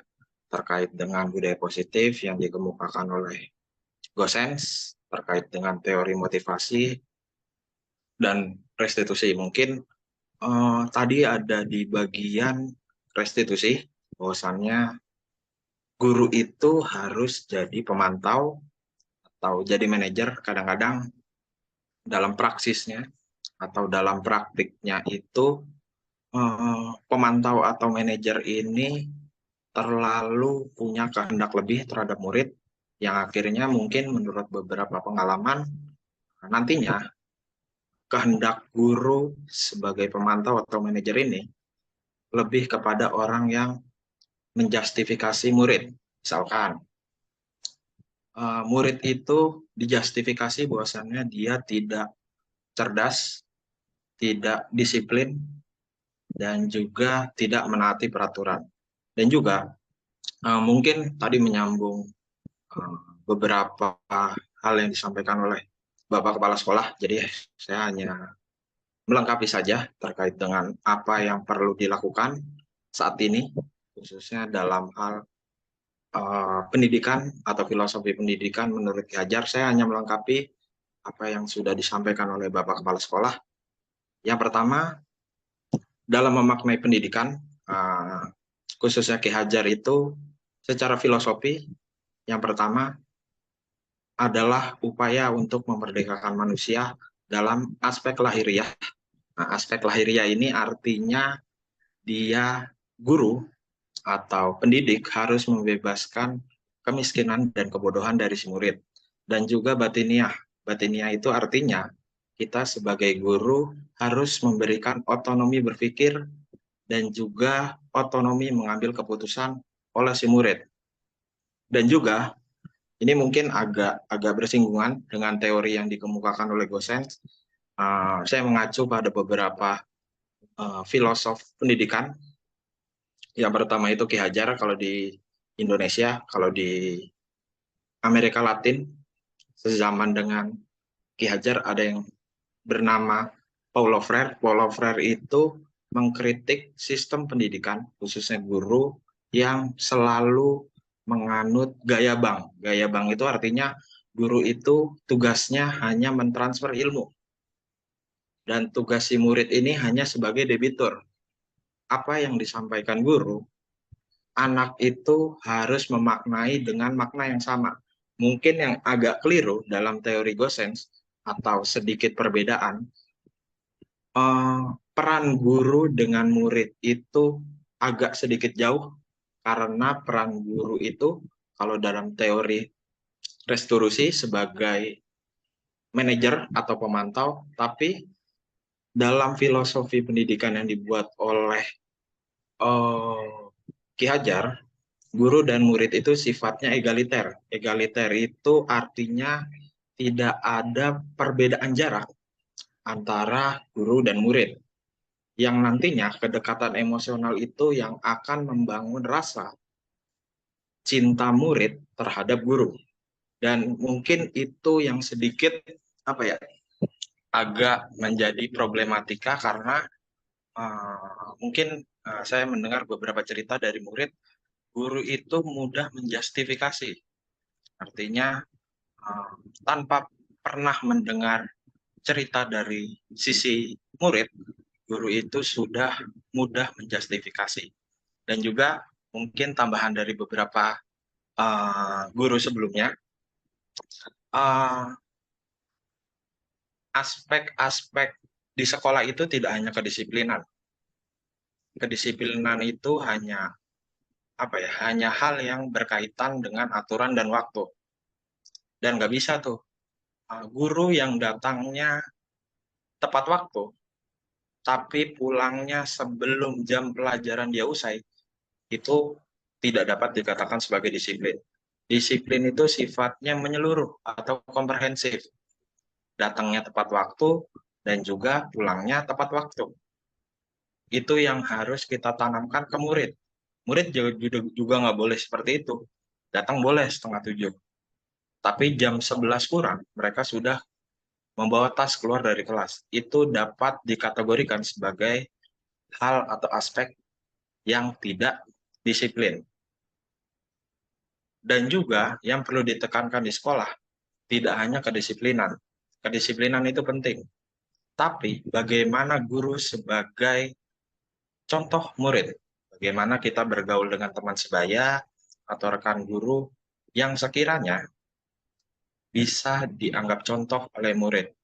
Seperti itu. Dan tadi cukup menarik apa yang disampaikan oleh Bu Amel. Tadi ngikutin walaupun agak-agak sedikit ngantuk terkait dengan bagaimana ketika ada murid terkena masalah, kita harus menstabilkan identitas situasi. Setelah itu kita harus memvalidasi kebutuhan. Dan yang pertama, kalau mau dikategorikan guru sebagai manajer, minimal dia harus selesai dengan permasalahannya sendiri.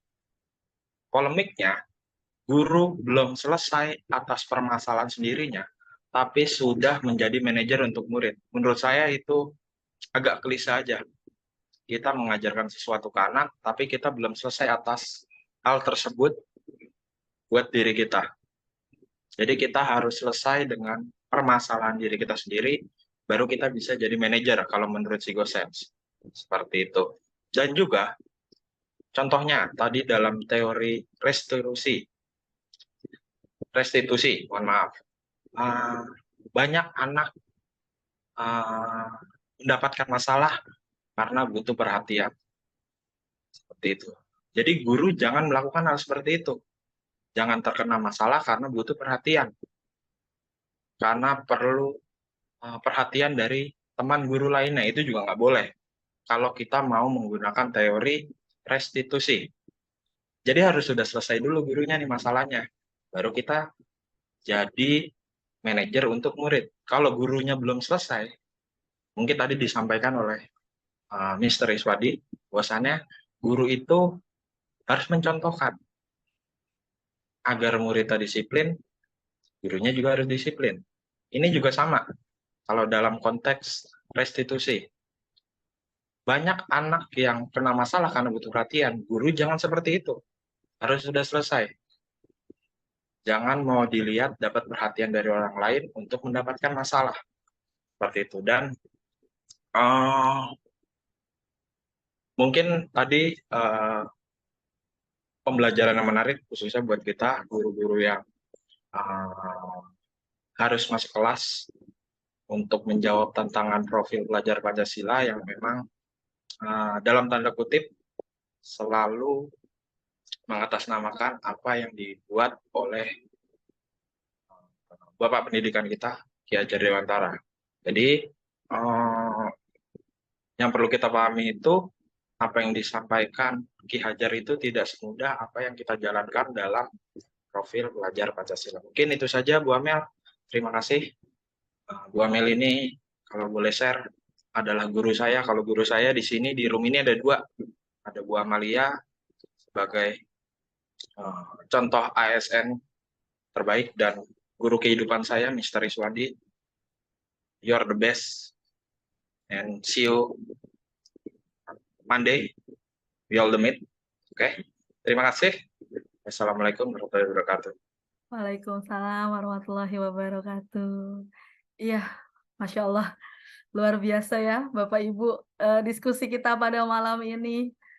Saya selalu percaya dan yakin bahwasanya sahabat-sahabat saya yang ada di room ini adalah semua Bapak Ibu guru hebat yang pemikirannya luas ya Bapak Ibu, yang saya tuh merasa kalau sama Pak Heri beliau ini ada guru sejarah. Makanya tadi kenapa sangat ini sekali ya dengan tokoh-tokoh gitu ya Bapak Ibu.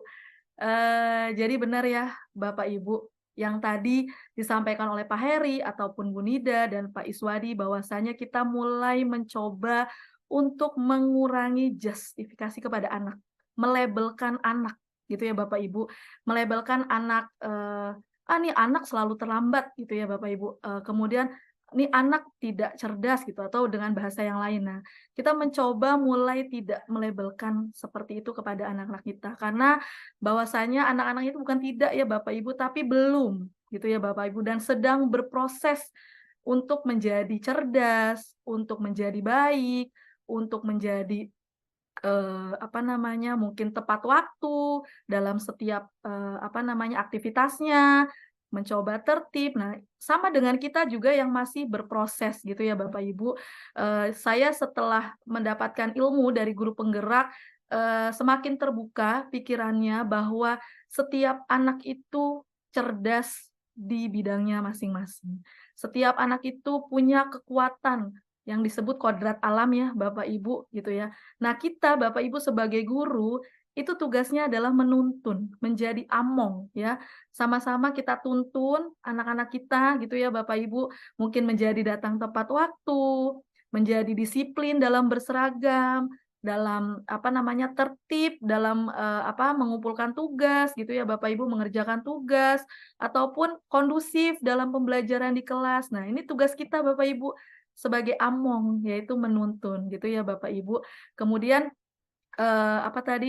dari Pak Heri juga ya, memang mungkin ketika kita berposisi sebagai pemantau gitu ya Pak Heri, karena pemantau itu kan selalu mengukur dia udah buat kesalahan berapa kali nih gitu ya Bapak Ibu. Kemarin udah berbuat kesalahan ini, sekarang berbuat kesalahan ini. Tapi ketika kita berposisi sebagai manajer gitu ya Bapak Ibu, kita akan menyadari gitu ya Bapak Ibu bahwasanya anak itu punya alasan gitu. Kenapa dia berperilaku seperti itu, sehingga mengecilkan kita untuk menjustifikasi dia, menjustifikasi mereka, melabelkan mereka gitu dengan label yang mungkin tidak baik gitu ya Bapak Ibu. Dan benar Pak Heri, Pak Is, Bu Nida dan Bapak Ibu semuanya, pastinya kita sama-sama menjadi teladan ya Bapak Ibu. Sama-sama kita mulai dari diri kita menjadi contoh ya Bapak Ibu, contoh untuk rekan kita, contoh untuk anak-anak kita baik di rumah ataupun anak-anak kita di sekolah gitu ya Bapak Ibu, seperti itu. Terima kasih banyak saya ucapkan kepada semua sahabat-sahabat saya, Bapak Ibu guru hebat semuanya yang dari Sumatera, dari SMA Al Mubarok, Ibu pengajar praktik saya, Ibu Sahria Apriani, dan Bapak Ibu semuanya, Bapak Ibu SMA 21 yang sudah meluangkan waktunya. Jadi di sini ya Bapak Ibu, forum ini bukan forum mengajarkan ya Bapak Ibu, tapi kita forum saling berbagi gitu ya Bapak Ibu, saling menyampaikan informasi yang positif ya Bapak Ibu, yang dapat sama-sama kita coba lakukan ya Bapak Ibu di keseharian kita dalam bertugas gitu ya Bapak Ibu. Saya kembalikan kepada Ibu moderator. Baik, terima kasih banyak Ibu Amalia atas penjelasannya tadi. Saya sih menganggap yang disampaikan oleh 3 rekan kita semua itu merupakan bentuk tukar pikiran ya, justru menambah pengetahuan baru terkait diskusi malam ini gitu, yang tadinya mungkin budaya positif itu yang disampaikan Bu Amel hanya kapasitas satu lingkup kecil, itu akhirnya menjadi banyak gitu. Apalagi tadi dengan latar belakang Mister dari guru bahasa Inggris, Bu Nida dari guru biologi, dan diperkuat lagi dari Pak Heri sebagai guru sejarah gitu. Jadi banyak mendapatkan wawasan atau ilmu-ilmu yang baru gitu. Saya rasa untuk sesi tukar pikiran ya, atau menambah wawasannya kita cukupkan, karena kalau di jam saya nih di waktu Indonesia bagian Bekasi nih, Jati Kramat kebetulan sudah pukul 9 gitu ya. Saya rasa Bapak Ibu juga sudah waktunya untuk istirahat, untuk istirahat bersama keluarga gitu. Terima kasih banyak. Saya tadinya mau menyimpulkan gitu ya, mau pantun juga, tapi kayaknya karena ini materinya terlalu berat ya menurut saya tuh, kalau misalnya disimpulkan tadi juga sudah direfleksikan oleh Ibu Amel tadi sekaligus menutup tukar pandangan dari Bapak Heri ya. Tapi yang saya catat gitu dari tadi itu sebenarnya intinya guru dan murid itu adalah saling gitu. Kita tuh saling bercermin gitu. Kalau misalnya kita mau menginginkan murid kita baik, ya berarti kita harus menjadi baik, seperti itu. Intinya antara guru dan murid itu saling bersinergi, saling menghargai gitu, saling belajar. Yang pastinya karena guru itu tidak hanya mengajar, tapi adalah tempat yang selalu belajar gitu. Kalau misalnya sumbernya aja selalu mau belajar, saya rasa anak didik kita juga pasti ingin lebih baik daripada kita. Itu sih yang saya tangkap gitu dari diskusi malam ini, dan yang selalu yang akhirnya mendapatkan sesuatu yang baru itu adalah, saya yakin tidak ada orang yang mau diberikan penghakiman gitu, baik itu sebuah kebaikan atau baik itu sebuah hal yang tidak baik gitu. Jadi kalau kita tahu semua orang tidak suka dihakimi, jadi sebaiknya kita juga tidak menghakimi diri sendiri, seperti itu. Apakah bentuk hal tersederhananya adalah kita selalu merasa paling benar gitu, atau itu adalah sebenarnya bentuk penghakiman terhadap diri kita sendiri gitu. Sehingga ketika kita menghakimi diri kita merasa paling benar, nanti seolah-olah kita melihat yang lain itu tidak lebih baik daripada kita, seperti itu. Balik lagi, guru dan murid cermin, kita adalah seorang pembelajar, dan murid kita adalah orang yang mau belajar dari orang yang selalu ingin terus belajar. Terima kasih banyak. Mohon maaf atas penyampaian saya sebagai moderator, banyak kesalahan pastinya, banyak kekurangan. Terima kasih banyak Bapak Ibu untuk waktunya, untuk masukannya, untuk wawasan-wawasan barunya. Semoga kita semua menjadi guru yang amanah, menjadi guru yang bisa menjadi sauri toladan ya, atau contoh untuk peserta didik kita, sehingga kita bisa membawa kebarokahan untuk semuanya. Saya akhiri diskusi malam ini. Terima kasih sekali lagi. Wassalamualaikum warahmatullahi wabarakatuh. Waalaikumsalam warahmatullahi wabarakatuh. Terima kasih Bapak Ibu. Semoga Bu Bapak Amel ada sesi foto atau bagaimana? Tadi sudah Lalu? sekalian berjalan, sudah foto. Ya, saya kelihatan nggak Bu Amel mukanya Bu Amel? Tidak apa-apa Ibu Ana, dimaklumi. Oke, terima kasih Bapak Ibu. Saya persilakan untuk meninggalkan ruang diskusi. Sehat-sehat semuanya, selamat malam.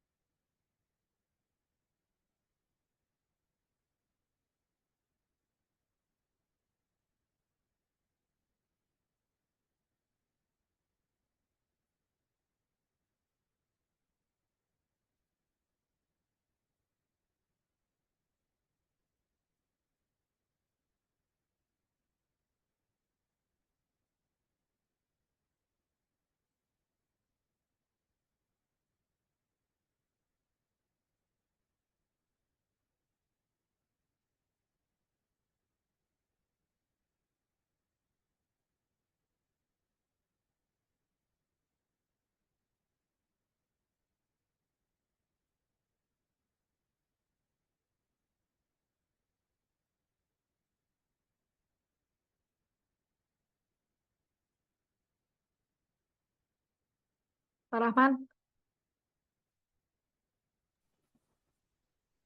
Ya Bu Amel, kenapa? Ini kan aku ngerekamnya tadi ke komputer ya. Kalau di stop recording berarti dia langsung ke komputer nyimpennya ya? Iya. Gitu. Heeh. Tadi Pak Rahman ikut backup nggak? Backup di HP. Oh, backup di HP ya. Ya udah, aku coba stop recording ya. Iya, soalnya tadi saya mau stop kok kagak ada tampilan stop, berarti ada yang record dong dari awal. Iya, tapi Pak Rahman juga nge-backup record di handphone kan ya? Saya Iya. takutnya nggak ke-save di ini nih, PC. Record kok 4 GB nih. Ya udah, saya coba stop recording ya. Iya, Biar Bu. kita end ini.